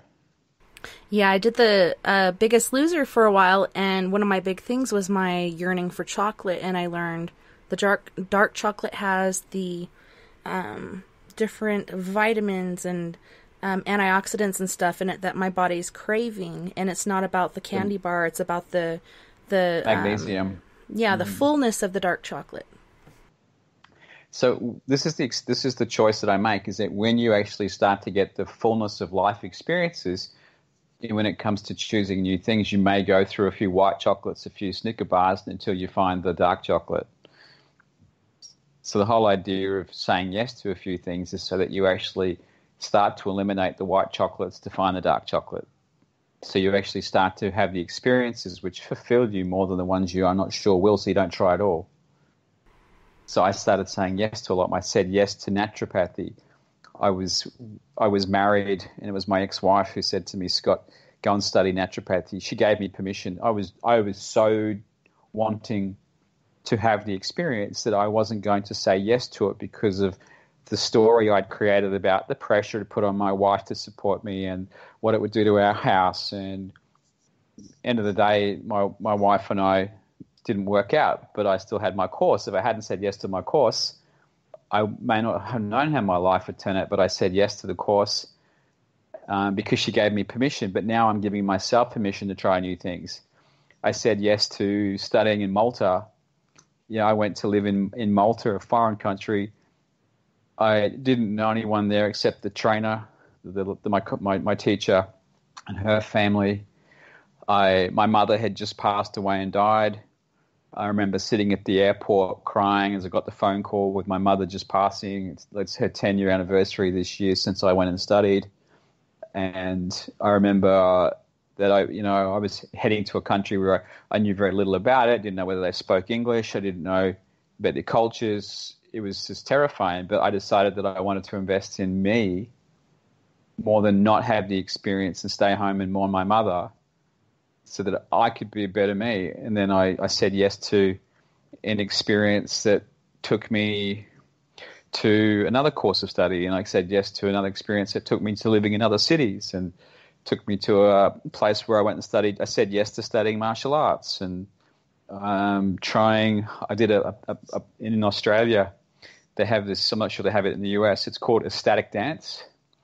And it's this free form of dance expression where there's no touching, no talking, and they play an hour and a half of music that takes you on this really emotional journey, and you just let your body be the expression of the music. I'd never done dance, especially in front of a bunch of people. I could barely stand up in a nightclub and dance, let alone moving around like one of those wacky, wavy, kind of air guys that you see on the side of the car sales yards, waving their arms around.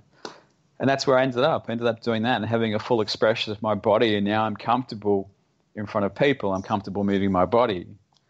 So saying yes can be a very powerful thing to finding joy, which can create more experiences, which leads you more to joy experiences, which I honestly, I'm going to keep coming back to the theme of tonight for me with you guys, which is find your bliss and joy. What floats your boat. And Sandra in the chat room's like, now I want chocolate. And it was funny, right before we started the show, my 15-year-old came in and was like, Mom, do you have any chocolate? I was like, no, I don't. I'm sorry. I wish I did because I could really use some right now. But Yeah, there's a draw for that out there. And different things that our spirits and our bodies thirst for. It's amazing what the body looks for and what the body needs, and how all of our stories are different, and that's what makes our job so fun. Like, every story is different, and there's always a different outcome and a different spirit involved, so it's pretty awesome. I think the best way to describe life is about the experiences you want to create, because if you're not creating an experience, you're having one anyway. So why not put a little bit of effort into choosing the experience rather than letting it have an experience that may not be fulfilling your heart's desires? Choosing to change cities or move or change your situation, change the food that you're eating, choose to do something a little bit differently, or, riding your bike to work instead of catching the train or the bus, or driving, or just little things that you could do that might just be a simple pleasure in your life. Like for me, I love to ride my bicycle. It's just like meditation on wheels for me. Now I'm hearing Queen again. Mama, whoa. I want to ride my bicycle. Let's go. I want to ride it well. Welcome to the duet sessions. Right. Who's next on the karaoke platform? This is the expression I'm talking about. Like, I am not comfortable singing in public, but it's fun. I can do a few little bars with you because it's safe. But for me to go and do a full set, I'm not at that place. But to actually have a jovial moment with song with you is beautiful. It's awesome. Yes, I love it. And I love karaoke because it's one of those things that makes my heart pump and makes me want to kind of jump out of my body and run, but I get up there and do it because it is such a rush, and I do love music, and I do love to sing, which I probably shouldn't do it in public, but I do anyways. And after a couple shots, I really don't care, but it's funny how that works. Put tape on the glass before we sing. A little liquid courage helps. We have a caller from area code 425 who is calling. Who are we talking to? It's me, Tess. It's Kevin. How you doing? Good. How are you, Kevin? How's the new grandbaby? Congratulations. Well, no, I haven't seen her yet. Sam's at the hospital yet, but I just wanted to call in and say I really love your guest, your first guest, your inaugural guest. I like that. I like them a lot. Hey. I mean, he's still going. I like him a lot too. He's amazing. Thanks, Kevin. Yeah, it's rather nice hearing from you, Kevin. I was changing my accent then for you.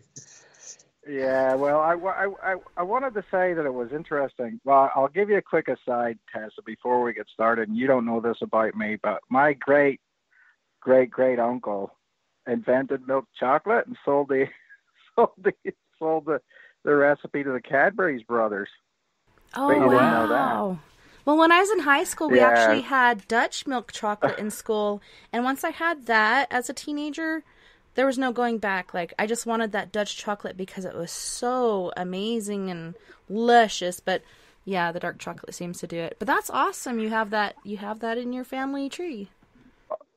Oh, the other thing that I wanted to ask was, and I won't keep you too long, but I'm assuming your guest's Australian. That's correct. I mean, I'm not New Zealander. He's an Australian. I actually am a New Zealander, raised in Australia. Oh, are you? Oh, something new has been added. I was having a little bit of a time there trying to recognize where the accent was from. So I thought I'd call in, and just ask you about that. But isn't that funny? I mean, I think that in a way I grew up in Northern Ireland, just so you know, and but I think that a lot of times this sort of this idea that you take a shift from, especially in a very machismo type scenario where in Australia, you know, everybody's a lad and everybody's macho and everything like that. I think it's actually very, very interesting that you have made this shift from one to the other, because I think it's almost harder to do it in societies like that. I mean, anybody always knows that, you know, Australian Anzac people, you know, are sort of big macho guys, and that they wouldn't cry or show any emotions and things like that. Hey, it takes a real man to cry. Come on, let's be honest. No, but I'm saying that it is an interesting thing because from that standpoint, it is a funny thing whenever you're growing around spiritual people to open up and be that way, to sort of get rid of the fears and everything like that, because for me it's been hard, because for a lot of things you just wouldn't do that, and showing emotion, having your dad tell you he loved you and things like that, it just wasn't done, you know what I mean, whenever I was a kid either. Yeah, no. And so that was just, it was, and so that's one of those things that's always been hard for me to transition into a relationship with an American, to be honest with you, because in a lot of ways you just, it's that sort of stiff upper lip thing that you don't seem to really, ever want to show emotions as a man. And is that something that as you come along and been more part of healing, that you feel like that gets easier as it comes, or you just sort of feel like you've ever had to reprogram your head or the way that you think? I think that I've experienced the Australian macho man because I've been completely the opposite my entire life and felt like I was some sort of sook or pussy, as they may say. To actually being okay with my sensitivities and my vulnerabilities, and that I do cry and I am emotional and I am feeling, but at the same time I'm extremely strong. I can hold a lot of space when shit's going down. Right. And there is, there's a family lineage from my perspective there. My father's fathers, they didn't show emotion, didn't hug. I remember I used to have to go and hug my father, and he'd give me the little pat on the back and like, get away. Yeah, he and I'm holding him. Kinda. Try not to cringe, but he cringed. And I'd hold him in an embrace, obviously not forcing, but I would hold him in an embrace and say, "I love you." And I think one of the missions of my being here was to break family contracts, family patterns, family agreements, DNA lineages, whatever. That's one of the awarenesses that I've had, was to bring in a new way of being for my clan. Right. Well, that's one of the things that I struggle. I mean, I really do I do struggle with that at times, and it's hard because of the fact that, everything needs to be so well proportioned and thought out, and that's sort of very hard to break into that idea of freeness without having something that holds you back. That sort of reservedness of trying to, of trying to hold back. It's a weird thing because my family, we're fairly middle upper class, so that in that way you just wouldn't show a lot of that type of thing, and it's don't let them see you cry because then they're winning, and then I grew up in Northern Ireland during the Troubles and everything like that, and then that was doubly sure, never let them see you cry. So and that's one of those things where from my perspective, it is so nice to hear sometimes people from other, British colonies, if you want to call it that, Yeah. And I'm sure that's offensive to some people, but, but that sort of idea of people saying it's okay, and that's one of the things that I really loved your interaction with the last caller that called in, because you were so caring and you did get a lot of those different things from that understanding that letting that go is part of healing. But I think especially, and do you find this with men specifically, that it's harder to connect to a man than it is maybe a lady, because of the fact that men are by nature maybe not more skeptical about connecting on a soul level. I mean, I would imagine a lot of men don't, they sort of misconstrue that for love. Sort of, yeah, love, exactly. And it's not necessarily that love between men is a bad thing. It's just that some people will feel like if you do love another man and in a brotherly way, that could lead to something else or something. It seems to me like that's one of the things that I find is that it's very, very hard for men to actually embrace each other or to say that they love each other and things like that. And maybe that's just me. Like I said, I've got a ton of baggage, but I'm interested in your perspective on that. Well, the most curious thing to me right now is the vulnerability of this phone call between you and I, which is completely the opposite to what you're saying to me. So, that's the incredible nature of what I've just experienced, Kevin, is that you've just rung up with the most vulnerable personal topic, and here we are sharing as man to man, and it's cool. So, that to me is awesome. And I also feel it's the circles we travel in. There are different circles where I can have a completely intimate conversation with other men who will hug. And I have some really amazing friends that we don't shake hands. They look at you like you're some sort of weirdo if you want to shake hands. Right. And then there are other men that because of the nature of who I am, I see into the soul of the human spirit in whatever darkness they're hiding or vulnerabilities. Sometimes when you are coming across as compassionate, soft, and vulnerable, you see the parts of themselves they don't want to see, which is that exact vulnerability and softness, which then triggers their story of being weak or, being the shame of the family or the guilt of the family. Well, there's a whole bunch of different reasons and possibilities. You feel very grounded. You feel very solid in your thinking. To me, I'm, I think you are a very enlightened individual. So it's very curious what you're saying to me. Well, I mean, that's the thing. I mean,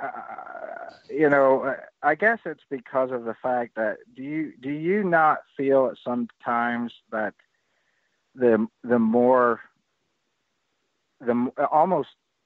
it's an inverse relationship, right? The more that you actually feel like you're trying to get to the state of enlightenment, that the more you actually feel like you're not there. I mean, is that something that enters into your mind, or is that something that's not? I mean, it's almost like what people say: the more you know, the less you know, kind of thing. Or the more you know, the more you have. The more you know, the more you know you have to learn, type of a scenario. So, is it the humbleness of that journey that makes you sort of realize that maybe you're not as far as maybe you need to be? Or I mean, I don't know how to quite explain that, but I mean that's the thing that I have found is like whenever I knew nothing, I was so sure of myself that I was right, And what if you did? And what if you did know nothing? Would you be okay with that? No. I mean, it's a constant journey, I think, to try to find out things. But as I have gone through different experiences and sort of paranormal and things like that, I find out that actually it's a lot more hard to put a finger on things, what it actually is. You open up the Pandora's box and therefore it's you go from Newtonian science to sort of quantum physics in one shot, and then anything's possible. And that's where you start to say, am I going down the right path? Is it right to sort of question everything, or is it more of a thing where, I guess what I'm saying is, and I'll try to put this succinctly, Tessa. But what there's a question here. Yeah, there is a question, but I'm just saying is part of it, is it, how do you put yourself in perspective in regards to the universe? Do you start to think to yourself, well, I'm sort of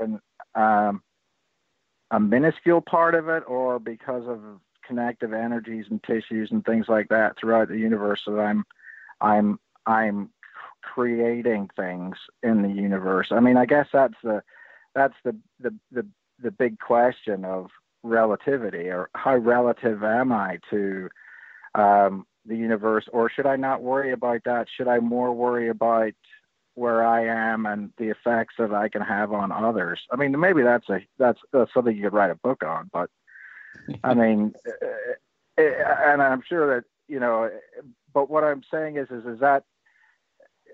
are those questions the things that you would try to approach, or you just say that, you know, today experiencing new things, learning new things and everything like that is the first step forward, and, you know, the journey of 1,000 miles starts with a step, you know, or... Well, or I'm gonna jump in.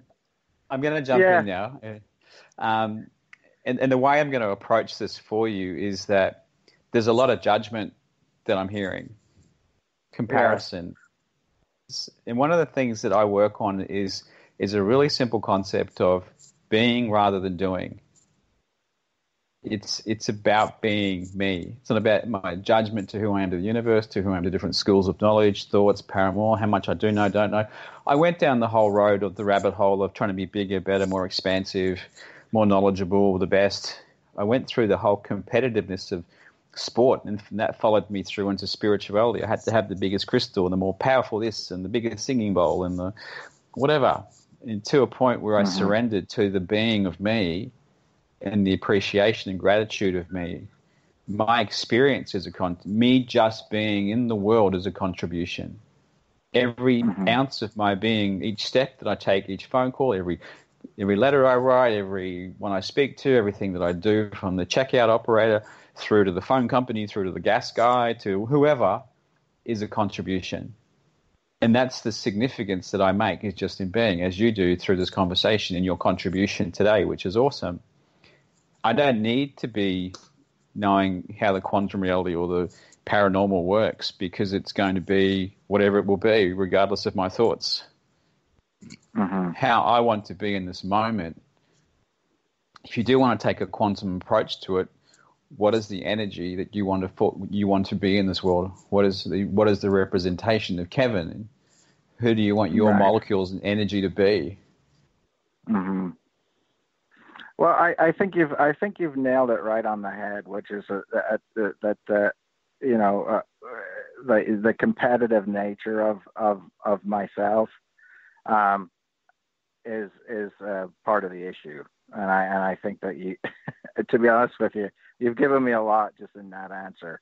So I would say that you know, part of what people around me always tell me is, why did you try to compete with these people? Why are you trying to put yourself on a level of trying to measure yourself against someone else, or having this that's bigger than that? And I do think that that's part of my issue. So well done on that one.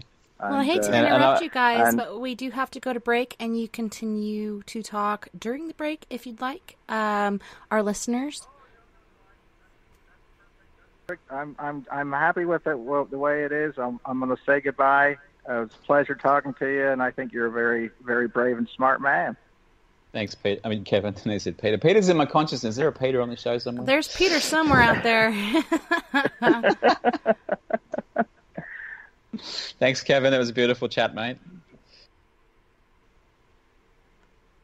All right, you guys, don't go anywhere. We'll be right back right after these tunes.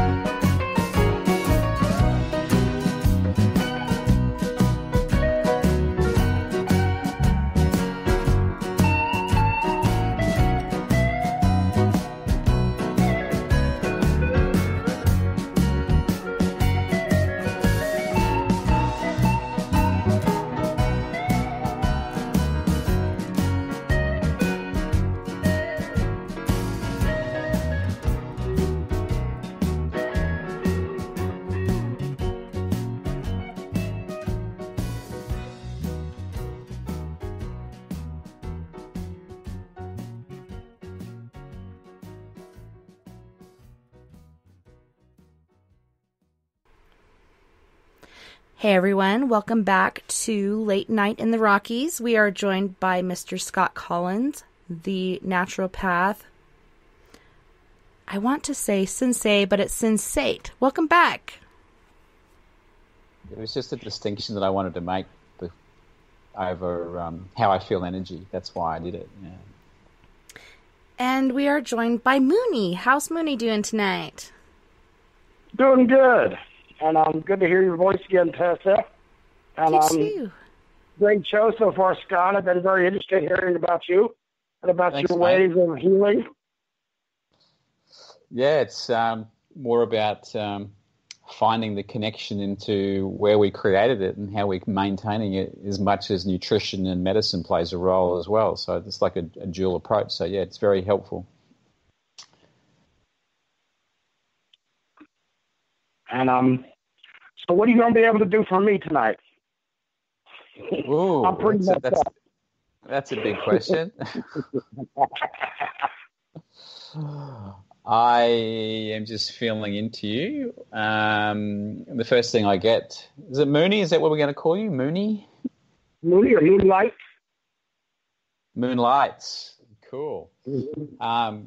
Well, what I'm feeling is that I get an experience of intensity through your mind when I'm actually experiencing you right now, like this electrical activities, like headaches, and you're very much a thinker and an overthinker, and I'm getting also radiating pain coming down from the back of your skull down through the side of the neck and through the head.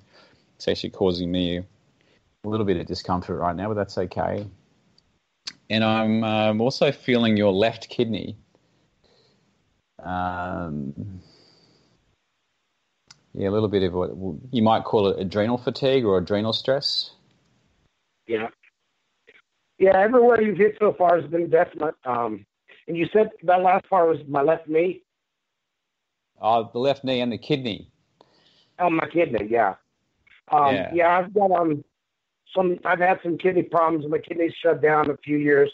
Well, it's been about 5 years ago because of diabetes medications that the doctors gave me, and they shut my kidneys down. They had medications and stuff, and so I had to stop taking them. And after that, they rebounded after that, but they're still not functioning 100%. But yeah, and yes, I have horrible headaches and cluster headaches and migraines, and I have severe problems with my neck. And something called ankylosing spondylitis, where my I understand. Yeah, it's the fusing of the spine. Yeah, my bones fused together and my neck's screwed up really bad. That's the first place it went bad, and then it's all the way down my spine. But can you tell me where you grew up?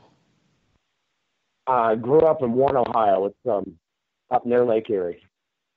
Was there any sort of contaminated water?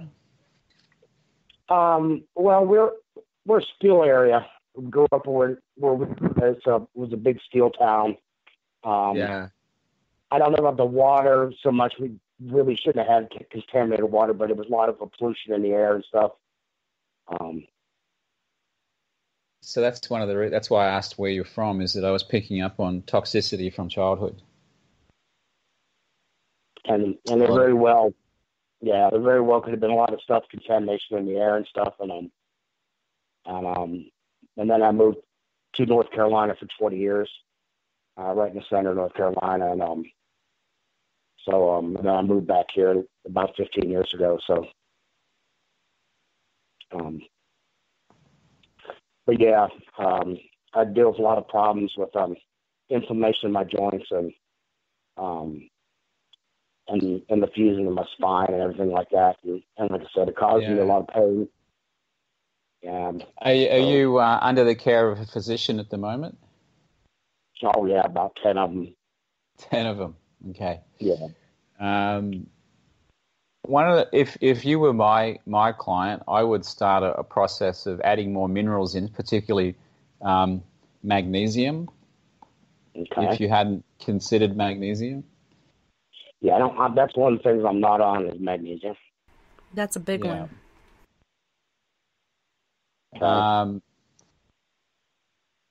Vitamin D is very helpful as well.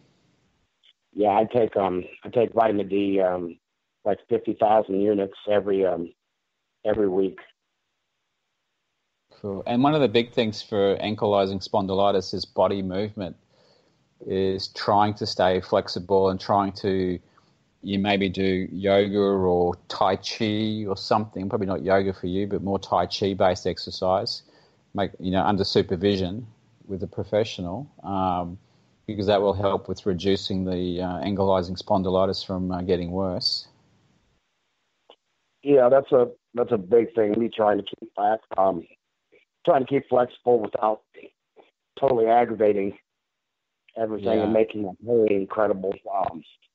That's a two-sided sword there, and when I'm in physical therapy and stuff like that, it usually just aggravates everything to the point where the pain is just too intense, so I can't keep going. And but yeah, that's a big one for me. So I'm very curious about the toxicity of your background. I'm also curious about smoking as well. Yeah, that's a bad one there. Yeah. Smoking. Never did it till like 25. Are you still smoking now? Yeah. Yeah. So one of the big things about cigarette smoke is it delivers lead into the bone and cadmium into the bone.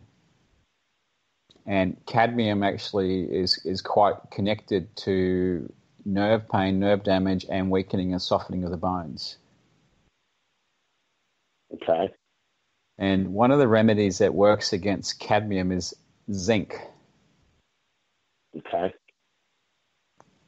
Now, whether you go and get some professional advice from your local drugstore or pharmacist or naturopath locally, but you may want to consider picking up some zinc.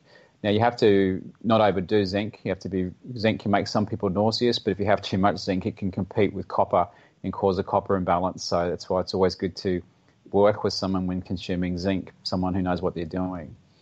And you may also want to look at discussing either with me or about a detoxification strategy that would be very supportive of you. The other thing I'm really getting with you is that your hydration's completely off, mate. Your body is screaming for more water. I believe you're correct on that. Yeah. My fluid intake is mainly through coffee and Coca-Cola. So and would you be prepared to make different choices to help support your health and well-being? Oh yeah. And I'm trying to do stuff with it. Okay. So I'm also, I feel like you've got a bit of inflammation through your gut as well. Yes. So this is about nurturing and really starting to take care of you and watching what you eat, how you eat, when you eat, like overeating too late at night versus in the morning, and starting to be really, really vigilant of the kinds of foods which your body wants, not what your head wants. Because you're so heady, you're very, very, very thought-driven, very cognitive, intellectually driven, that it would be your body will consume large amounts of glucose to fuel that much nervous energy or that much thought processes. And your glucose requirements go up. So having more minerals, so minerals are like magnesium, zinc, but a broad spectrum minerals can help actually with feeding your body, especially when you're really stressed all the time. Now, stress doesn't mean that you're worried about life. Stress can be physical stress, it can be chemical stress, it can be emotional stress, it can be radiation stress. There's a lot of different stress types in our world. You may not know that. I agree, and I know what you're talking about, and I am stressed I'm a stress eater. I eat to keep myself occupied. I just munch on stuff. That's basically my meals. I don't eat except for one little meal a day, and the rest of the time it's consuming little things to munch on just to keep me occupied. To bring okay. And this, I remember an old herbalist years and years ago told me about this kidney juice, and it was celery, parsley, and cucumber to help support kidney function. Okay.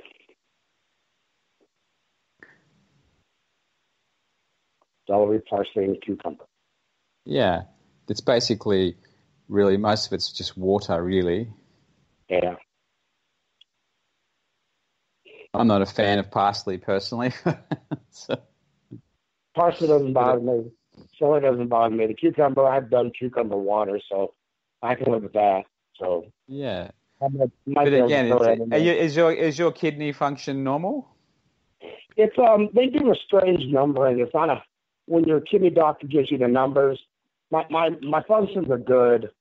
They're not 100%, but they're not bad or by any means like that. So I get a good number. Yeah, I get a good number. It's just wise not to overdo juice for kids. That's all. Okay.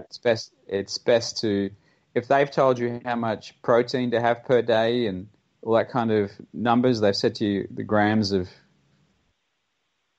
that you're meant to consume, how many ounces of protein per day. No, it's not like that. I'm much better than that. I don't have to worry about anything. Okay. The only thing they tell me to do is just don't consume a lot of like ibuprofen or something like that. That's the only thing they ever give me warnings on. But everything besides that, I'm good off, well off on everything. So if you had a standard glass of juice a day, that would be fine. I'm not sure how many ounces in your language that would be. So to me, that's around 200 mils. Okay. Which I'll have to do a ounce to mil conversion. We're in metric over here. Yeah, and 750 milligrams is like a quart. So that's about 6 ounces roughly. Yeah, something like that. And because alcohol's always in milliliters and stuff like that. So. And alcohol's really, really good at depleting your body in B vitamins and minerals and nutrition and making your liver work harder. So yeah, and I don't drink it anymore. So yeah, that's good. And just focus on having lots of really healthy produce. Try to eat at least 2 to 3 cups a day of fresh produce. Okay. Cool. And if you buy a juicer, it makes it easier so you're not feeling like you're eating so much. And you just juice the celery and the other things that he had told you together. And you have your own juice mixture. And it's not like you're eating stuff you don't like. You can down it real quick and it'll still have the same effects.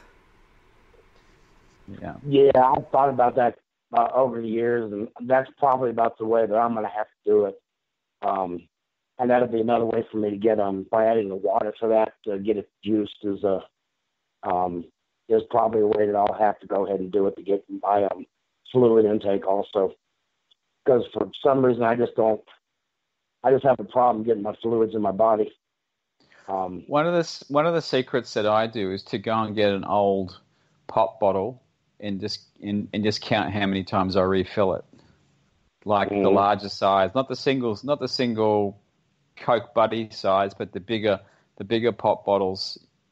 That would like be 2 quarts or and then just fill that with water and keep it with you, and then you can actually count how many times you filled it, and rather than having a glass here and there where you can't be sure how many you had, at least you can count. I filled the pop bottle twice. Yeah, that's a good idea. That's a good way to keep track of them. Because, the 2-liter bottles is what we have, but we've had those for years, and that's a good size to keep track of right there. Yeah, it's just a great way to manage what you're trying to do.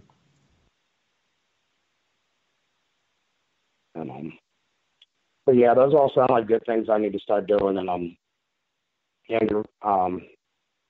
definitely if nothing else I take out of this, I definitely have to start to get that magnesium and the zinc and to start getting myself better hydrated and get myself with some stuff to get Look, if you need to book a time with me, we can talk about it. Otherwise, reach out. Sometimes you got to go and have someone who's going to hold your hand through the process too. It's not about Yeah. trying to motivate yourself. One of the big things that I find with people when it makes change, it's not that people don't have the best intention to change. It's simply they may not have enough recipes or ideas in them to know what to do with new foods or what they can do with the produce that they have. So sometimes having a support around you can be a really amazing way to help you learn as you change your health. And another thing, like with the water, when I was doing The Biggest Loser, I found that I was not drinking enough water. And I needed to drink 4 or more of like the 16 milliliter bottles. So I'd have 4 beside me. I'd chug 1 before I ate breakfast. That way my organs and stuff were hydrated enough to actually functionally digest the food that I was eating.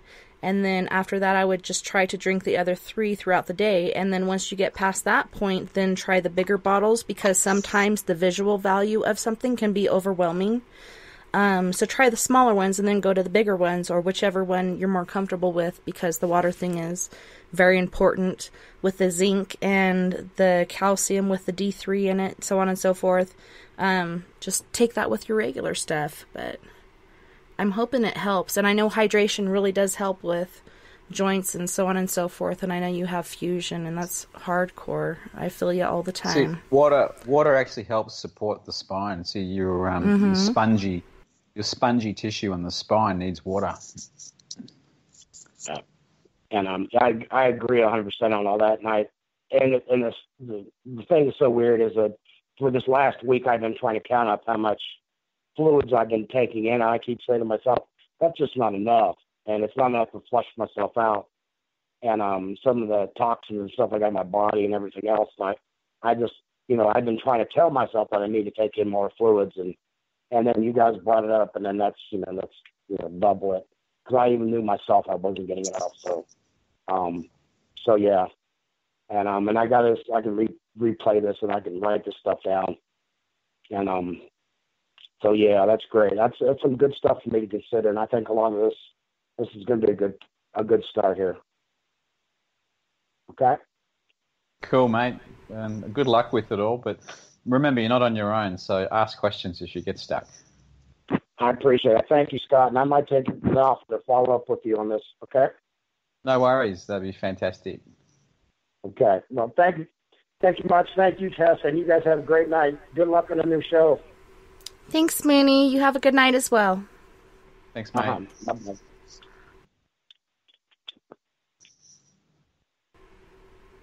Yeah, I feel like everything that you are coming up with all the callers that are coming in, is very right on, and I'm so interested and intrigued, and I want to hear more. Look, after years of practice, I just find a lot of things are fundamentals, which is feed the body minerals, drink water, exercise, add joy into your life.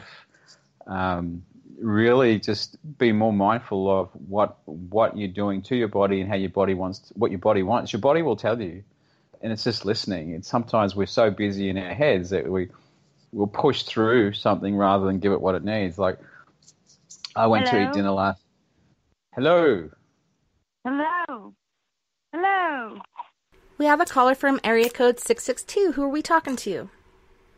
Alyssa. Hey, Alyssa. Hi, Alyssa.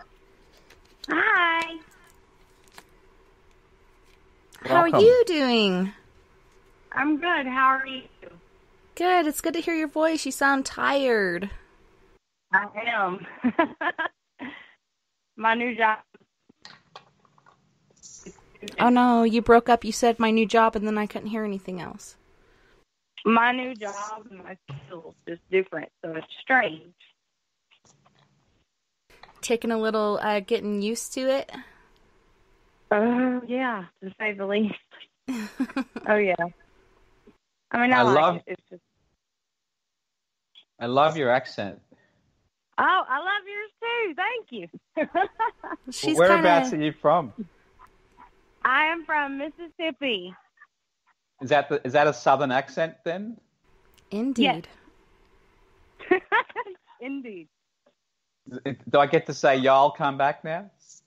Yeah.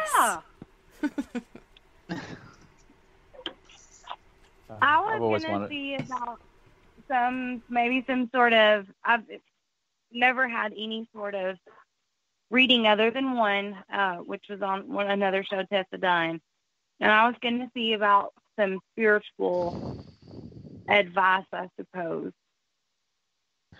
I think for me that the biggest thing for you is that you're not sure who to believe and where to go. I am kind of at a place where I'm not sure if it's time to jump or if it's time to wait, if that makes sense. Do not jump. Don't jump. You're a question away from finding out who you are. And when I say a question away, it's just that when you question what your experience is rather than judging your experiences, you'll find the truth, and a lot of the noise that's in your head isn't yours. I agree with that. I had stopped and kind of made myself believe that I had took care of some things spiritually that I had not actually took care of. And after working on that, I don't know whether I need to continue to stay idle where I'm at or jump forward. Well, when you said jump, to me, I went to the extreme of jump, which is exiting this life. Oh, no. It's more on my path of what I'm doing and where I want to go with it. To me, the big thing that I'm experiencing is your head is like, again, I'm really sensitive to people's energy, and there is so much overthinking that the reason that you aren't making a clear choice is that you haven't stepped out of your head back into your body. That makes sense. It's almost like if you were to, let's do this right here, right now with you. I just want you to be present with me. I want you to feel me. I'm in Australia. I want you to feel my body. I want you to feel my presence. I want you to connect to the groundedness and the strength, which I'm only mirroring who you are anyway. And just to really know this is your core essence of who you are, this amazing strength. And when you get to experience your body versus your head, you'll soon start to know which is left, which is right choice to make. And you won't go into judgment of your choices and self-doubt. You'll actually have an inner instinct that'll actually guide you to the truth. So the question to ask next is, what's true for me? And I always preface it with true so that the energy is true and not being influenced by anything else. So just breathe with me. In and out your nose, very gently. Just keep breathing, keep breathing. So tell me what's your favorite stream or lake you like to go to?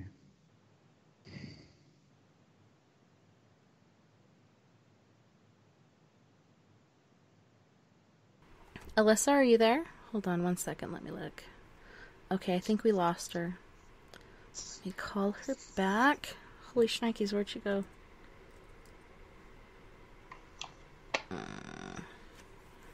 Okay. Let me look back in the history. Okay. Sorry about that. I think they're in an area where it's like difficult for them to get reception at times, especially when they need help.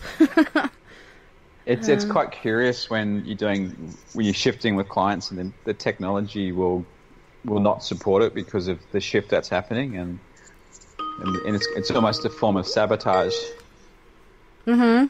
Yeah, power's working against you. Alyssa, are you back? Hello. Can you hear me? Yeah, we can hear you now. Okay, I heard what he was saying, and to answer his question, it's a place really close to where we live. Yeah, as soon as I started to feel you, I felt like you had a real strong fondness for water. I'm a Cancer. I love water.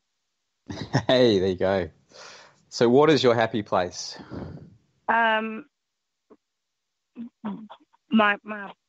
pool. Great. So one of the reason I brought up water for you is that you'll find that you'll get a lot more clarity when you remove yourself from all the noise of he said, she said, and what people's opinion are to actually finding your own truth and an answer, which is just being present in your body. When your head is busy and your emotions and your fear and your anxiety are playing up, that's when you know it's not you. And Right. it's time to come to know. Remember I said earlier, there's self and not self. Right. So anything that's fear, anger, shame, guilt, blame is not self. And those are your early warning signs to know that it's time to come back into your body, become present. And sometimes it may be really challenging to do that. And what I find to do is to go by water, go and sit in the water, swim in the water, and breathe by the water. Mm-hmm. And what I do is I just kind of, whenever I'm feeling any of these emotions, I go, whose are they? They're not mine. Can I give them back? Right. Because you're like, honestly, people who are tuning into this show and people who are listening, they're sensitives. We're all creative sensitives, which means that we're picking up on the shit in our life, which isn't ours.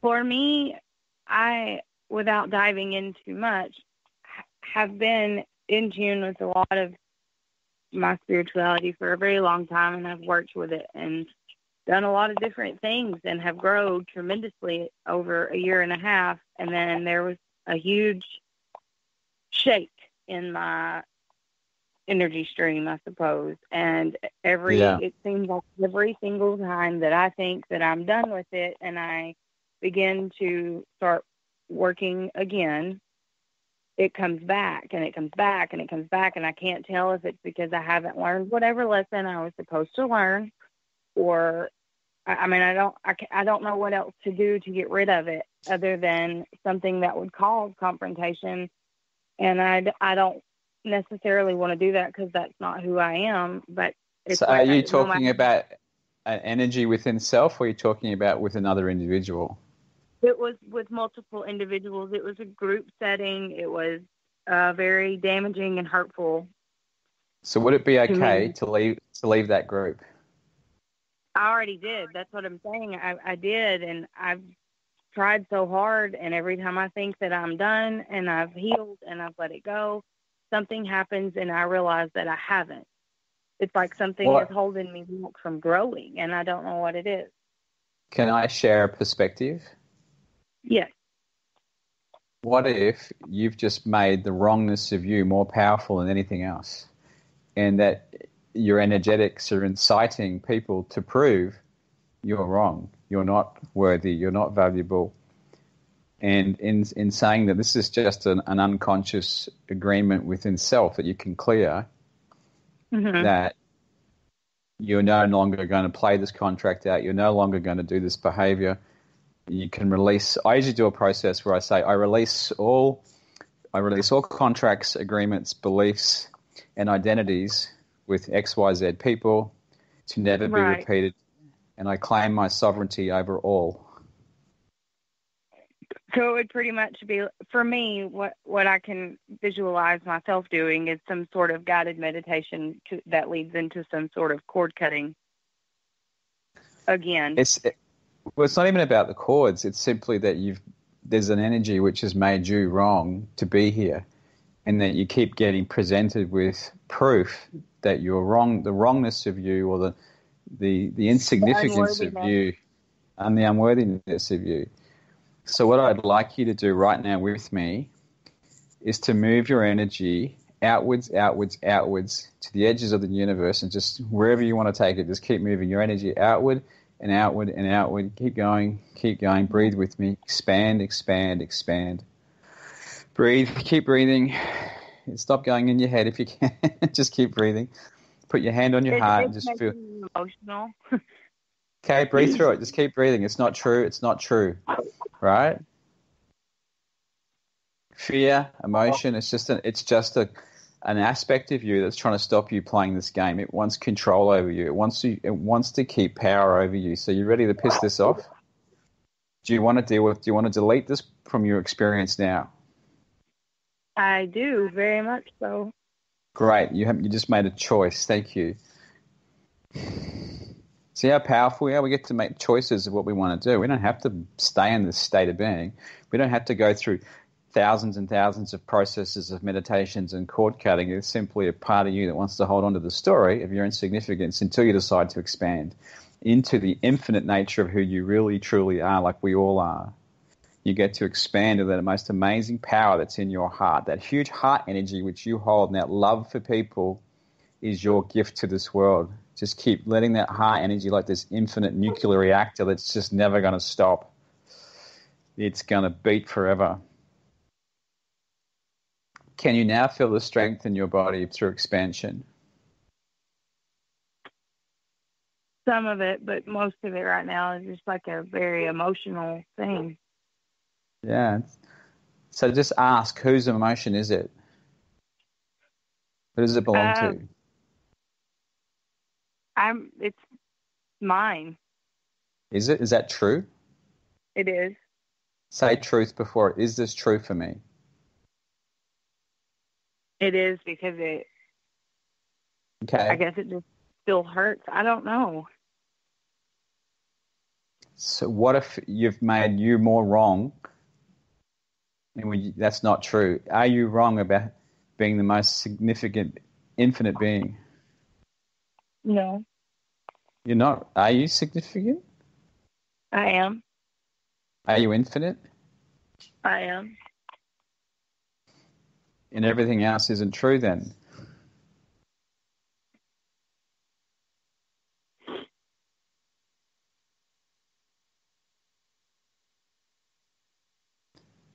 So what happens when you're powerful? People are going to turn up who want to prove they're more powerful and crush your spirit so that you cannot be powerful because they want your power.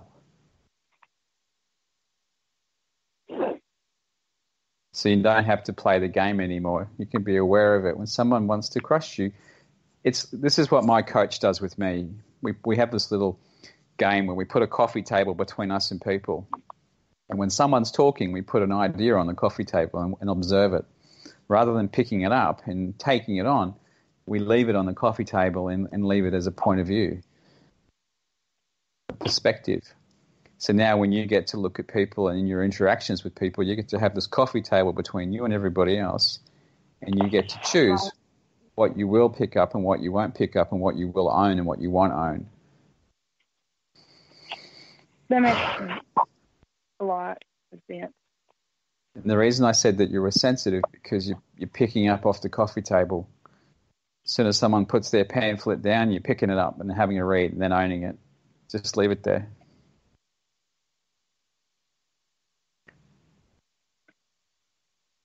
How are you feeling? Well, better. Can you keep expanding? Heavy. Can you keep expanding? I can. Cool.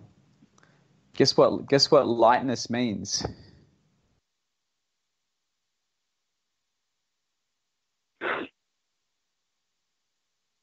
means that you're releasing the energies that were never yours. When you feel lighter and it goes, it was never yours. If you feel heavier, then it might be yours. Right. Well, thank you very much. Just remember there's self and non-self. The more that you practice understanding that anything that's fear, sadness, guilt, grief, shame, blame, any of those negative words are not you. And that 99% of them belong to other people. And you get to focus on joy, contentment, gratitude, and the contribution that you want to make to the world. And you know what you do with people who want to shut you down? You out-create them. You don't blame them. You don't judge them. You just be more creative in your experience and start to bring the magic to you, the world which you are. I'm going to feel into your magic right now. Is that okay? Yes. Right.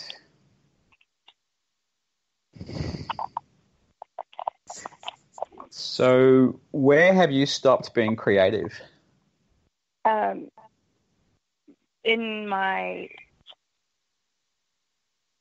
quit doing a lot of my one-on-one readings, and I only took immediate cases that needed help. I kind of removed myself from what I was doing. I just walked off and left it. Okay. All right. Well, know that you're good at what you do. Know that you're really sensitive. That's why you're so good at what you do. And I also wanted to know, you know how people used to paint rocks with little eyes and mouths on them? What's that to you? I have one beside my bed that my son made. Great. What's he showing you? The rock. What's your son showing you? I don't understand what you mean. What's the message in what he's gifted you with the rock? He made it and wanted me to have it. He put eyes on it, and a mouth, and a heart. So what do you think that means to you? I really don't know. So for me, is that I see you and I love you. And you are my rock. And I trust you. Aww. Yeah. Oh.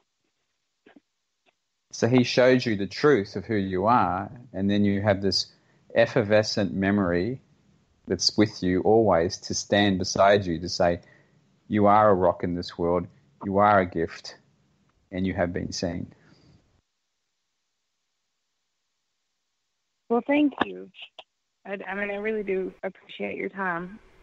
Well, and it's so true. You and Caden, to me, are some of the strongest, most amazing people spiritually and physically that I know, and I'm just so happy to know you guys as my family and my friends, and I'm so excited for this October when I get to go out and actually hug you guys and go on a paranormal investigation, and I'm sitting here crying for you because, like, you are the rock for your son. I think it's emotional for you because you know a lot of what has happened in our stuff, you know, for the last couple of months. So it's without going into detail, you already know. So it's been difficult for me for a time now. You get to be creative now, not have a difficult time. You get to go and have fun and be creative. And let what everybody's saying and trying to put on you and project onto you, let it run off your back like water off a duck's back. Like, it has nothing to do with you. It's all about them and their insecurities and the way they feel about themselves. And it's not you, it's them. Deep down, I knew that, but it's like I couldn't just... Would you like to let go of the story right now? Would you like to release the story, the drama,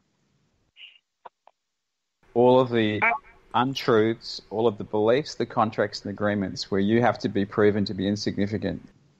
Are you done? Yes. Great.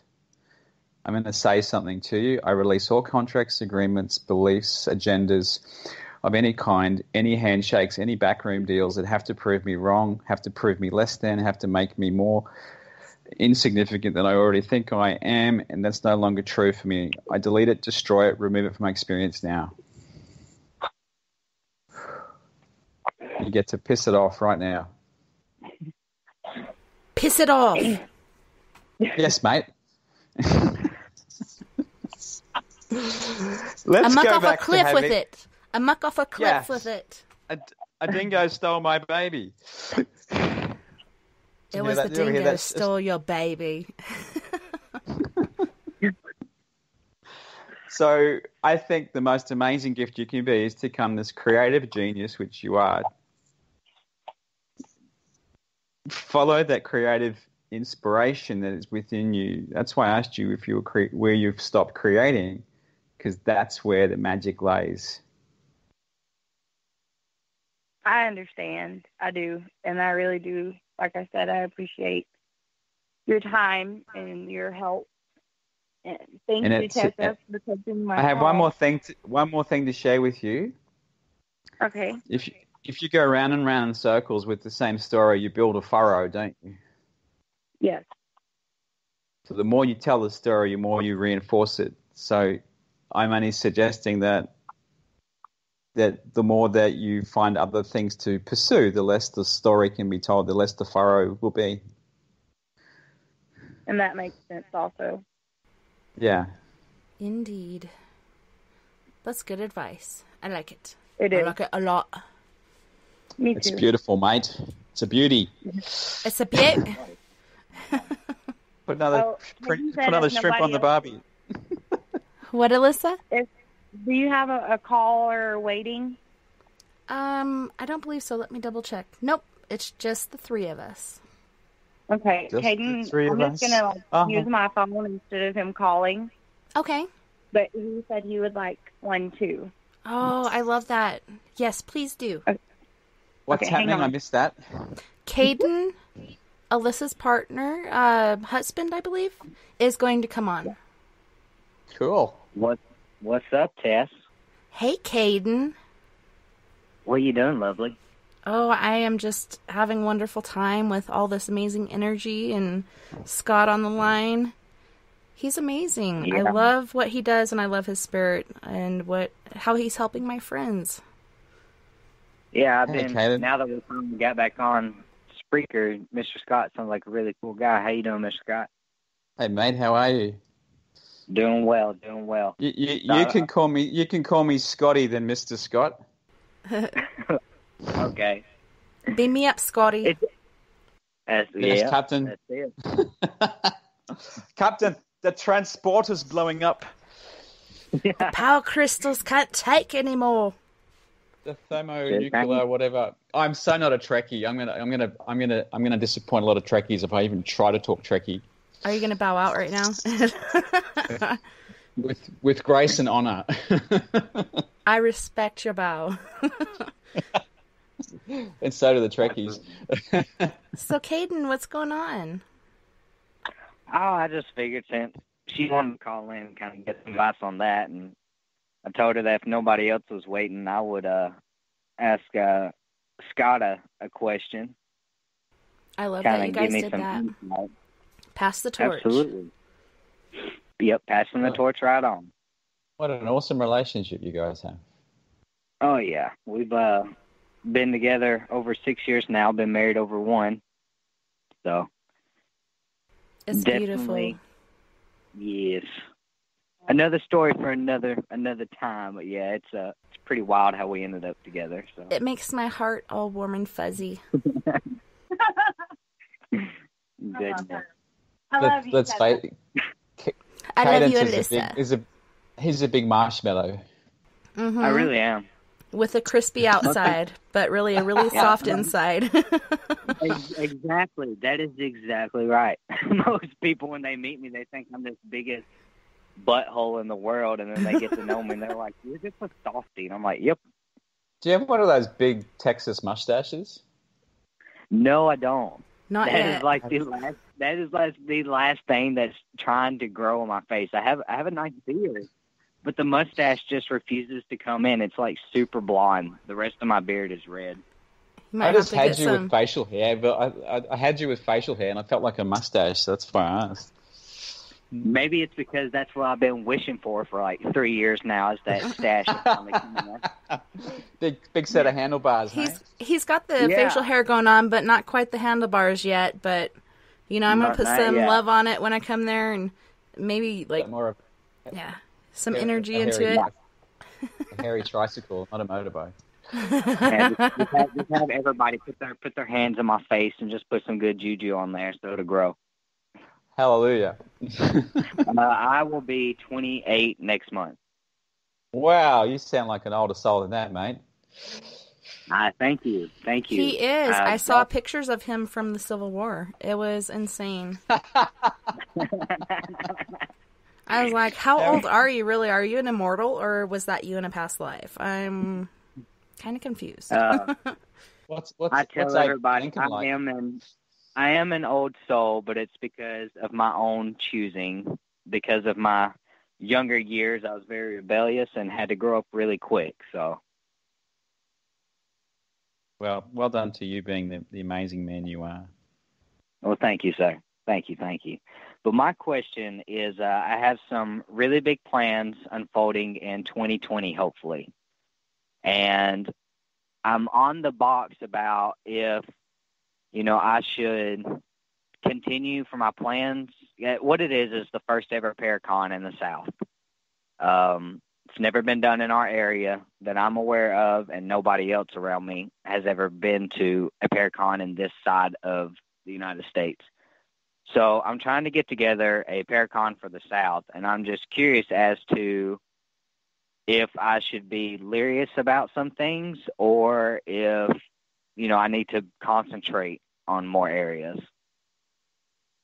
See, the question for me is that I really appreciate that you trust to ask me, but what I want to do is I want to hand the power back to you. Okay. And the way I'm going to do that is that what is about having this event that's so important to you that it's driving you to do it? A couple of different reasons. The main being the way that I want to do our Paracon is it's completely free for anybody to go to. I want it just to be careful of giving away any intellectual property on the radio too, mate. Just so you're not giving away too. Yeah. I mean, I wanted people around our area, because we are in the Bible Belt. They're so scared about the paranormal. If anything moves, it's automatically a demon. So I want people to gain knowledge in that aspect and also meet other people that are somewhat local that could help them in their area. But also the focus of it is any and all donations that we get are going to half of it's going to an orphanage, the other half is going to a rehabilitation center that is really near and dear to both of our hearts. And then we're also going to have a blood drive because blood's extremely low in Mississippi right now. So let me ask you the next question. What is your greatest fear around this? Honestly, I guess my greatest fear is failure, that I put forth all this energy, put forth all this effort, and to only have, 5 or 6 people come, which, as long as those 5 or 6 get the knowledge that they need, that's great. Let's stop there. Let's ask the truth. Is that possible? Is that really going to happen? Connect into the energy of who you are. I want you to go. If you had to stand between someone and your family, what kind of strength and energy would you bring?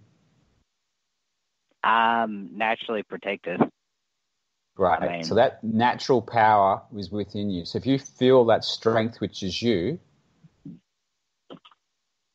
right, now I want you to be that energy in your business. Be the energy that your business needs. Because what's happening, you're in your head and you're playing with all these fantasy scenarios. I'm being a bit tough. I'm so sorry. I'd rather you be blunt honest with me. I'm just that type. That the worst thing that could happen is that you fail, correct? Correct. Now let's look at your life. Have you created a 6-year relationship? Yeah. Have you created a 6-year successful relationship with 1 year of successful marriage? Yes. So you must have some real talents and skills in negotiating, communication, sharing, and providing.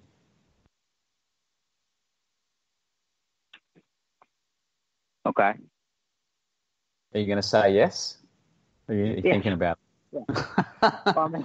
Has your family gone with? I'm going somewhere with you. If you can bear with me before you let your head take over. Okay. Have you failed your family? I would like to say no. Great. So you have the skills, the abilities, and the talents to achieve what you want with what you're doing. And all you have to do is stay committed in your heart space and not listen to the noise, which is from the past. Now I want you to go into the noise. Whose noise is it? Who does it belong to? a handful. If I'm Would being you like honest. to give it? Okay, that's great. This is good because this is what we want to do. We want to go to the noise, who it is. Do you want to give it back to them? Yes. Great. Just say return to sender. Now, do you feel lighter after saying that or heavier? Honestly, I don't feel a change. Okay. Go into it again. This feel, whose is it? I want you to say, who does this belong to? And maybe say it out loud. Yeah. I mean, it goes to 2 different teams that are somewhat locally to us, and then my own voice. Okay, let's go older than the teams. Let's go to childhood. Let's just go straight to your dad, actually. I'm not going to muck around.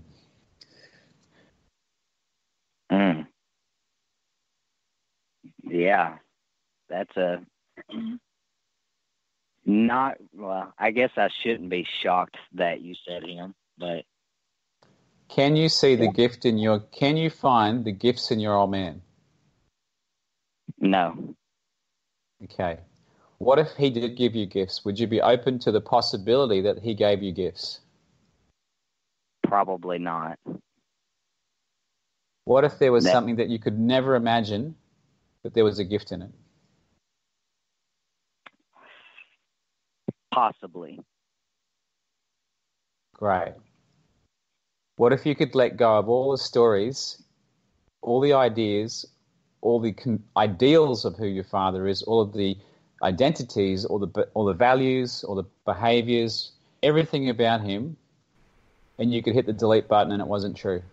Would you be okay to hit the delete button? I would probably hit it in a heartbeat. Right. Guys, I hate to interrupt. Scott, can you do a pause real quick with Caden and tell our listeners where to find you? You can find me at scottcollins.com.au, or you can find me on Instagram is Scott Naturopath Sensate, and the same on Facebook.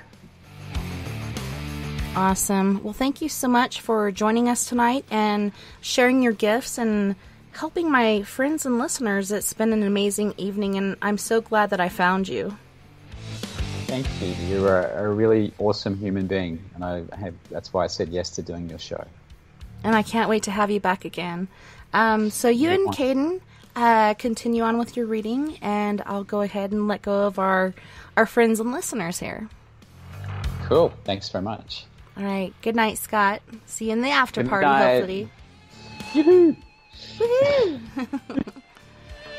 And thank you all so much for joining us on the Paradox Media outlet. And tonight we have been joined by Scott Collins on Late Night in the Rockies. I thank you guys so much for joining me. If you'd like to head out and join us for the after party, you can find me at Tessa Thomas-Peterson, or just call me on the cell phone at 970-335-9596. I thank you guys so much for listening tonight. It really means a lot to me.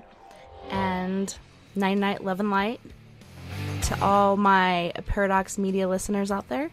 You guys take care of my yous, and I hope to see you back here tomorrow night. Nighty night, love and light.